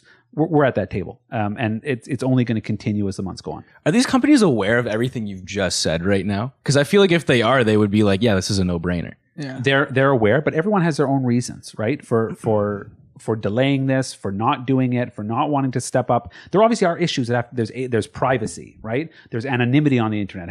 There's different jurisdictions have different regulations about anonymity and privacy. They can be solved, but they can't be solved unless everybody's sitting at the table with a common goal, and that common goal needs to be protecting children. I know they share those values. Exactly. Yeah. They might also need a little bit of a push in terms of legislation and regulation, which is a reason that it's important to us that we're collaborating with legislators and regulators to make rules that actually protect children, safeguard data privacy, and are actually effective. Between all these major companies, what seems to be the common reason or theme as to why they're hesitant? Well, remember, asking for information from users is something they don't want to do more than they have to. Creating friction in people's online experiences is something that they don't want to do, right? In other words, to make it more difficult to access a resource. There's no question about that. But that time for that discussion has passed. Governments are passing laws around the world that are going to require them to respond. And I think companies can either get steamrolled over and forced into things, or actually create, like I said, a solution that centers child protection, data privacy, and is actually effective at keeping kids out of this content. Do you guys still feel like, or do you feel like you're regarded as a black sheep in the industry? I think, like I said, we're having really productive, respectful conversations with not just other tech entities, but other service providers, right? I think about something. Once we announce our closing, I start getting calls from people at large law firms, large accounting firms, say, "Oh, what are you looking for a new counsel for this, or an accountant who would never have touched this in the past?" Right? Breaking stigma is really powerful. And we're a month into this journey. I cannot even imagine what it's going to look like 12 months into this journey. How normal this is going to be. How boring this is going to be. And that's we as in Ethical Capital Partners. Ethical Capital Partners. Okay. How quickly do you think the turnaround is going to be on this Stigma? Like, is it going to be, you think it won't take years, or could it? Let's go this way. First of all, I don't think there is one turnaround. right? I think this is iterative. In other words, that there are stages and steps to accomplish. We're seeing positive signs already, and we'll be announcing some of them shortly, and those will be evident of that success. But, change, transformation takes time. We're not talking about a years-long project. I think that the momentum for this has been building. In other words, people want this. Individual users, internet users want this. Content creators want this. Like I said, people vote with their clicks, and they voted. They want a platform, but they want one that is not just safe and legal and responsible, but one that is interacting with the rest of the internet, with the financial side of the internet, with the social side of the internet. So people aren't being, banned or deplatformed from Instagram, from Twitter, just because they're adult content creators, even if they're not posting adult content on those platforms, right? These are serious issues. That can't happen when people, look askance at this industry and try to ignore it. I think the thing about ethical capital partners is that when you're out front and you're proud of the work you're doing, you can't be ignored, right? We can't. And we're actually seeing really positive engagement. So you ask, is it going to be years? Is it going to be months? I think we're going to see steps that will demonstrate that mainstream acceptance, because it should be there. Yeah, it feels like, I don't know, like, am I missing something here? Because this seems like this is just... it's all checking out to me, man. Yeah. It's all checking out to me. I'll say something interesting, all right? As we announced this, and, I've been doing a lot of interviews, and I've been explaining and going through in detail these processes, the reaction that I'm getting from people is, this is a no-brainer, right? Now, I think when you look at a lot of, might be software, hardware, tech, practices that are at the center of your lives, they're all no-brainers, right? But they were all, until they were no-brainers, they were fantasies, imagination. Nobody thought of them. It's like going back to cannabis, right? Exactly. Yeah. It's a no. Of course it's a no. We're putting people in jail? Yeah. We're putting people in jail in Canada for this? We're giving them a criminal record? We're deporting people? And you're like, it's a no-brainer. But 10 years ago, it wasn't a no-brainer. It was go to jail, right? Yeah. So I think it goes that way with societal change. And the reaction that you're having as you just have, and this is, like I said, it's the tip of the iceberg of the work that we're doing, is it's a no-brainer. I have no doubt that will, and it is the attitude and will continue to be the attitude, because this is obvious and it's a long time coming. How do you feel personally about being one of those martyrs to kind of break through that barrier? Well, martyrs die. So, Yeah, I was gonna say, although I will die. How do you feel about being him, Solomon? I'm part of a team, an extraordinary team of people who've played many roles in this. This is not a one-person operation by any measure. MindGeek itself is an extraordinary company that is doing the work that is allowing us to platform this truth. I'm proud of the work that I'm doing. It's an exciting challenge, right? And advocating for something you believe in, for me, has been my life's work. I've been a defense lawyer. I defend people where the public has the wrong idea. Right? They have the facts that they got from Twitter. They have the facts they got from a news release. And then a year later, we go to trial and they watch, me, another counsel, cross-examine witnesses and tell the truth. And all of a sudden, the story changes completely. Yeah. And when I'm making that final argument to the judge, it's a story that is unrecognizable from what they read in the media. So that's been my professional life, right? Advocating for what I believe in. This is just an extension of that. So it's exciting to do that. It's good work. Is that why you guys feel like you should be the ones that are leading this ethical leadership in this industry? I mean, one of my other partners on this, Fadi Mansour, our managing partner, is also my law partner. Yeah. Right. And this is what we do, right? We have taken causes and individuals who have been vilified wrongly, who have been the subjects of misinformation, and then, I'll give you an example. The two of us defended the OC Transpo bus driver who was charged with dangerous driving, who was public enemy number one in Ottawa. Mm-hmm. And people were like, this person involved in this crash killed people, and the vitriol, the hate mail that we received about that case. And then by the end of the trial, when we had stripped the Crown's case bare, when we had revealed the truth, you know what it was? You know what her acquittal was at the end of the day? It was a no-brainer. People are like, of course she should be acquitted. Once they heard the facts, they heard that she's guided off the road by lane markings that were improperly erased, that she had the sun in her eyes, that the ice in the gutter had never been cleared. The moment her wheel touched it, she couldn't get out. That was the findings of fact. So when she got acquitted, it was almost like it was underwhelming, because people were like, well, of course she should get acquitted. What do you mean? You're the same person a year ago, who's tweeting, oh, I wish we had the death penalty, right? I'm not joking. But when the truth comes out, the public, when they see that, they just go, it's a no-brainer. But we get to be on the vanguard of advancing that truth. And that's what we're doing here, right? And we're not alone, though.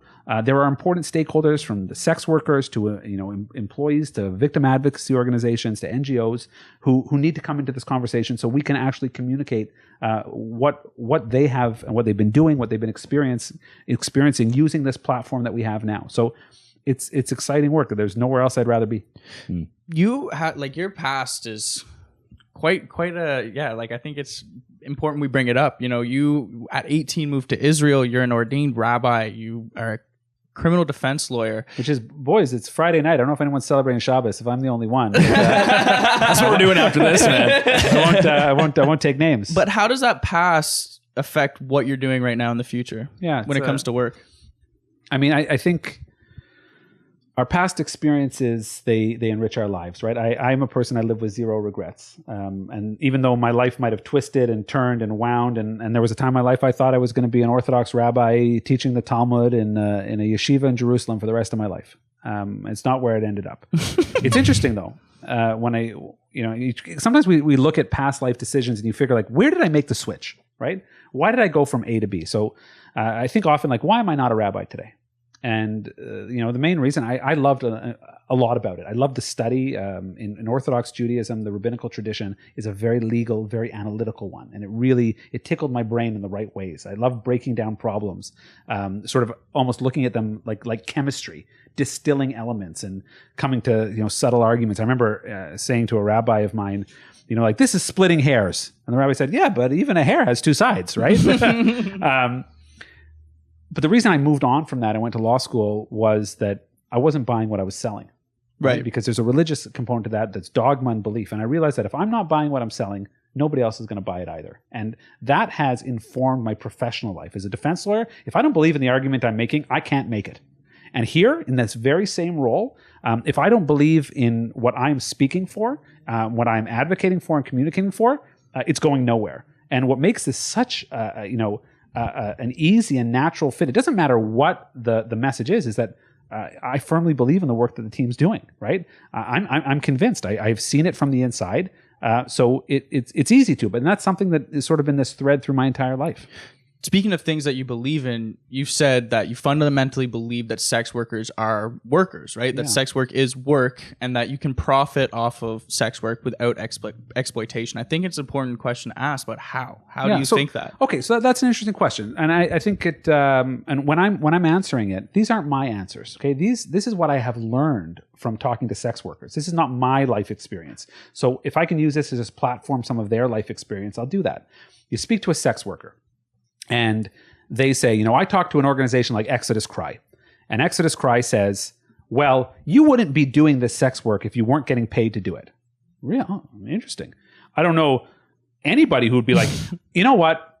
My job, I wouldn't go to work at McDonald's if they didn't pay me. I'm being exploited. Or, I wouldn't be a lawyer unless my clients paid me. Oh, I must be being exploited, right? So why does that view break down when it comes to sex work? That's the real question.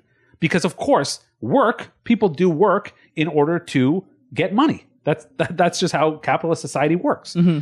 But why all of a sudden when it comes to sex work do we say, well, I mean, you wouldn't do this for free, would you? The reason is that we have a patriarchal view that's in some corners of our society that says women can only use their sexuality as we have agreed upon.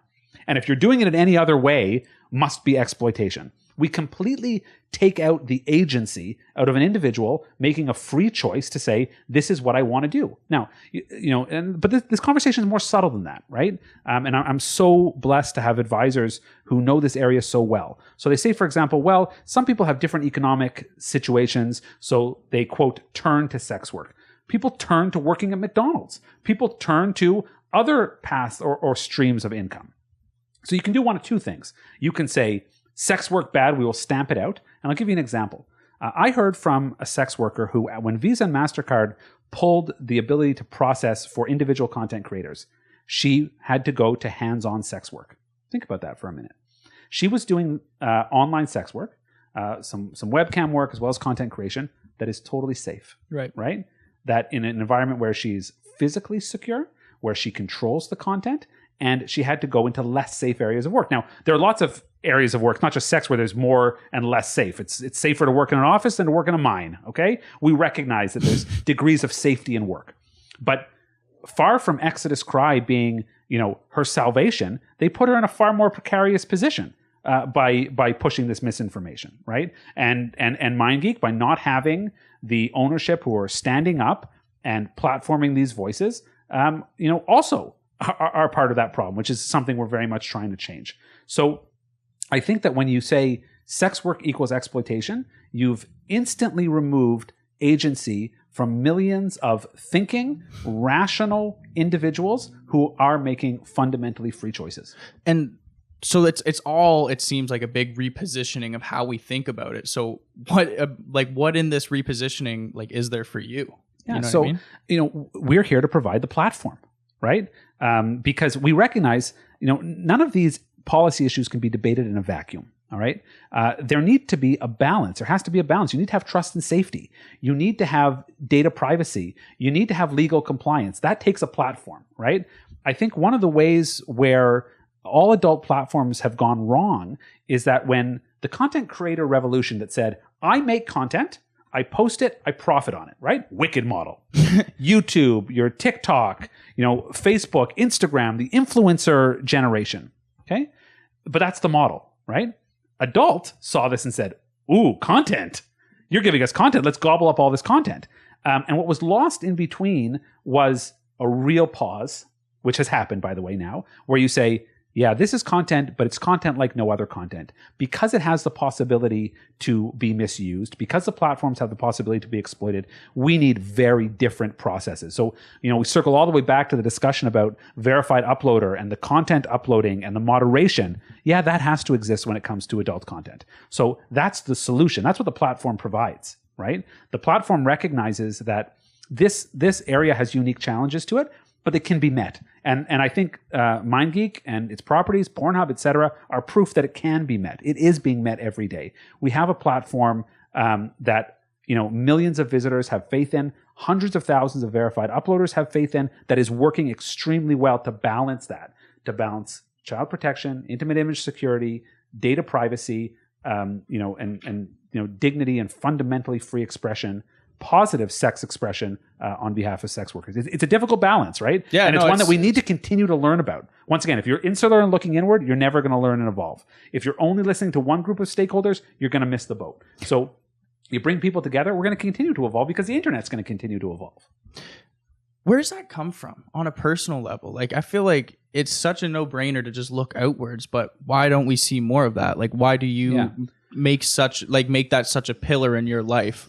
I think a lot of it is informed by my professional experience. So as a defense lawyer, we defend criminal cases, but all of them are different. One day I could be doing a dangerous driving case where I need to become an expert in technical collision reconstruction. The next day I'm doing a internet crimes case where I need to be an expert in computer forensics, or I need to be a DNA expert or a fingerprint expert. I'm not any of those experts, but I recognize that the work I do is informed by so many different voices that, when it came to Ethical Capital Partners, it's just natural. When I need help, when I see a problem that is outside my understanding, I have to turn to experts in order to address it. I do that. My partner, Fadi Mansour, who's also my law partner, that's how we operate. So it's actually been a very smooth fit to do the same thing, but obviously on a much larger, much more global scale with a platform like MindGeek. Awesome. I feel like it's what's interesting to me is there's got to be something about it. I feel like that's instilled in you because you've there's been some, if we want to talk about the past, there's been some nationwide cases that you have been a part of. Obviously the Russell Williams case, that was nationwide. The Abdi case, that's obviously a big one too. And now taking over Pornhub, you're public enemy number one in all of these situations. Until we tell the truth, until the narrative comes Expand out, on right? So I'll say this is another reason why this is very comfortable for me. All right. I have a lot of experience, my partner Fadi does as well, in being the target of criticism. And what that does is it makes you develop a very thick skin, because let's talk about our law careers for a second. When you fundamentally believe in what you're doing, so you believe that every individual is presumed innocent and has the constitutional right to a full, fair, and robust defense. And it doesn't matter, and you'll read nasty tweets about you. I've read those tweets. Oh, he's even worse than his client. He should be in the cell next to him, right? People have no fundamental understanding of our justice system. It's water off the duck's back. And because you believe in what you're doing, you believe in the mission, you believe in the system, you believe in your professional and ethical responsibilities. It's no different here, right? That there are those people who think, like I said, they're fundamental enemies of sex work, who are fundamental enemies of people's right to self-determination. They will always have nasty things to say about us. And I didn't care when I was a criminal defense lawyer doing that full time. And I'm interested in criticism, right? I'm interested in having a reasoned discussion, in listening to different points of view. But the nastiness and the vitriol, I don't even hear it anymore, right? And I think that's what allows us to do this work. What is it inside of you, though? I'm curious about. Like, at the end of the day, I feel like we're all human, and I feel like we all do things because there's something in it at the end of the day for us. Yeah. Is there like what would that be for you?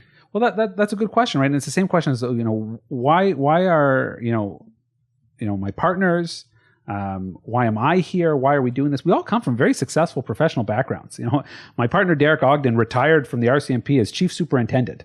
The man ran national policing for the country. Every drug operation, undercover, and witness protection op ran through his office, right? He supervised 4,000 officers, 4,000 employees across the country, right?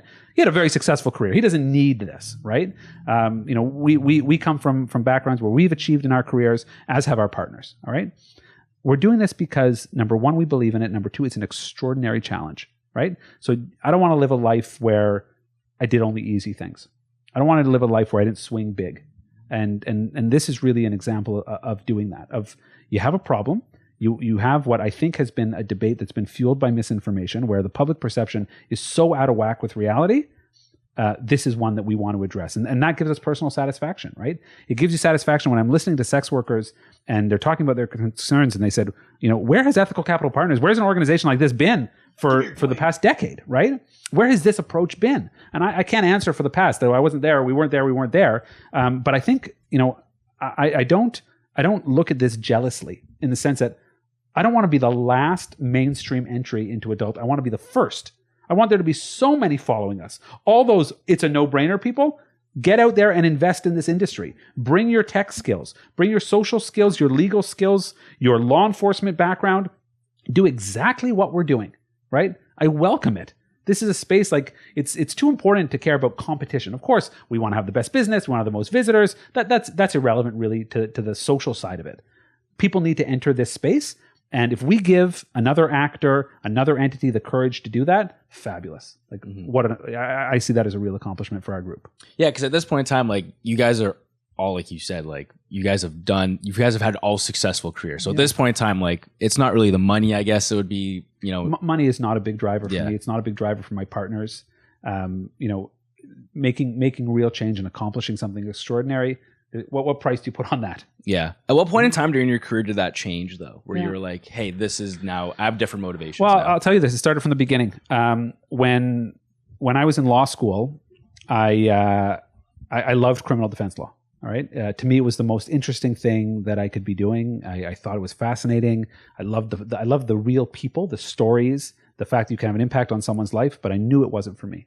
I knew that real success was being a fancy lawyer at a big law firm, doing commercial transactions and making real money. That's success, right? And that lie got drilled into me pretty hard in law school. And it's funny, when I teach now as an adjunct professor at law school, and I try to debunk that. And I think there are a lot of other professors doing a great job of debunking it. But I bought it, okay? I was sure. I love criminal law, but it's not a grown-up job, right? It's not where the money is, the real success. Real success is on Bay Street in the big firms. And then I was, very lucky to be selected to clerk at the Supreme Court of Canada. And the judge who I clerked for, Justice Fish, is all criminal law. And that's his background. It's his passion. He's made enormous contributions to criminal law. And as I get ready to leave and I'm trying to figure out what to do next, I realize that it'll only be criminal law for me. I don't care if I'll make any money doing it. I don't care if it's success. I don't care if it's prestige. I don't care what it is. It's the only thing I'm interested in doing. And I think that when you let your passion and interest lead, money and success will follow, right? But if you chase money and success, you're not going to go anywhere, and you're not going to be very happy about it. Like, I think of all my friends, many friends, 90% of the ones went chasing the big firm dream were gone in 5 or 6 years, right? Like, it's not like, if you put money and success first, like, that's not what's going to happen. You put the work first, right? You find something that's passionate, that creates real meaning for you, and you put everything you have into the work. Forget about the outcome. We can't control outcomes. We control inputs. You put your input to the work, you will have success.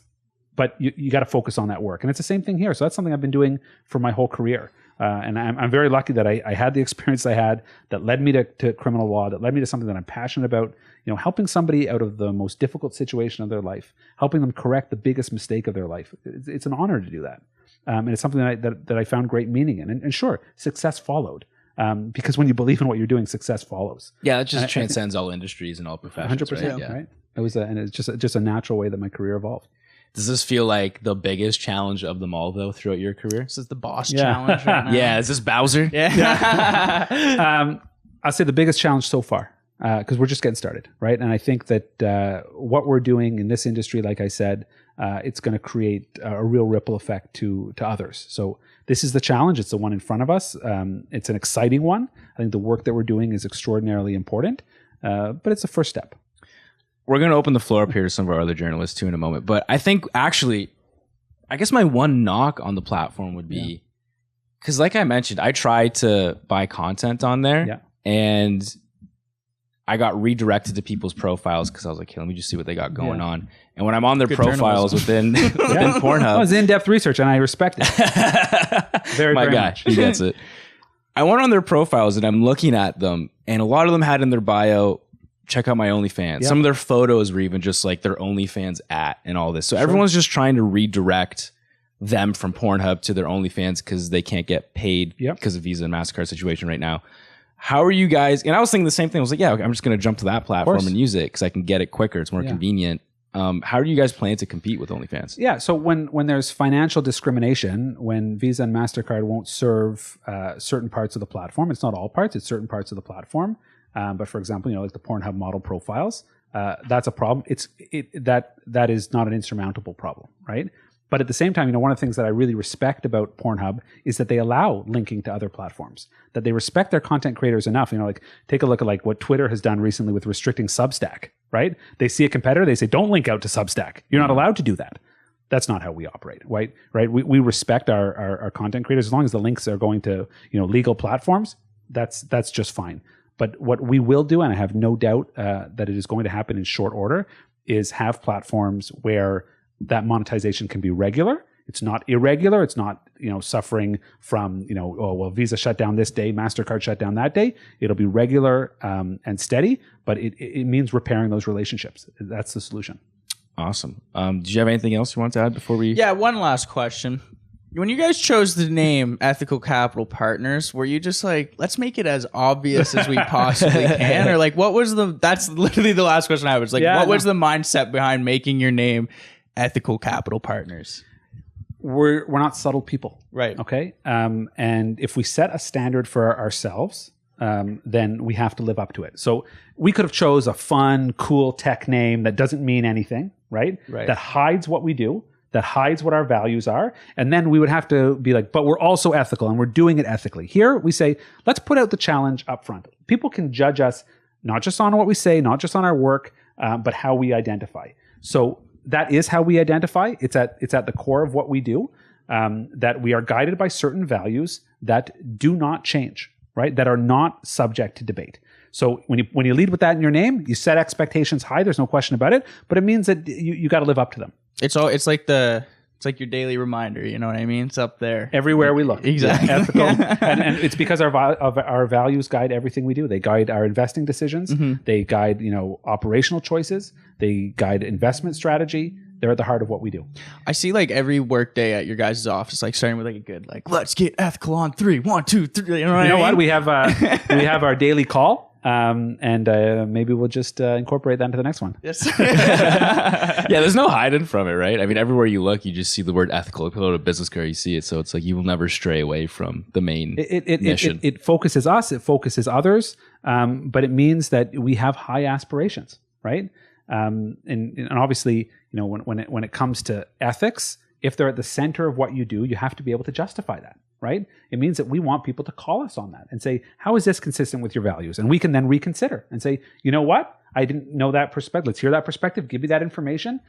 Part of being ethical is being open-minded. It's being open to criticism, but really fundamentally leading with your values. So it's not a one-day only project. We will always be ethical capital partners. Good coming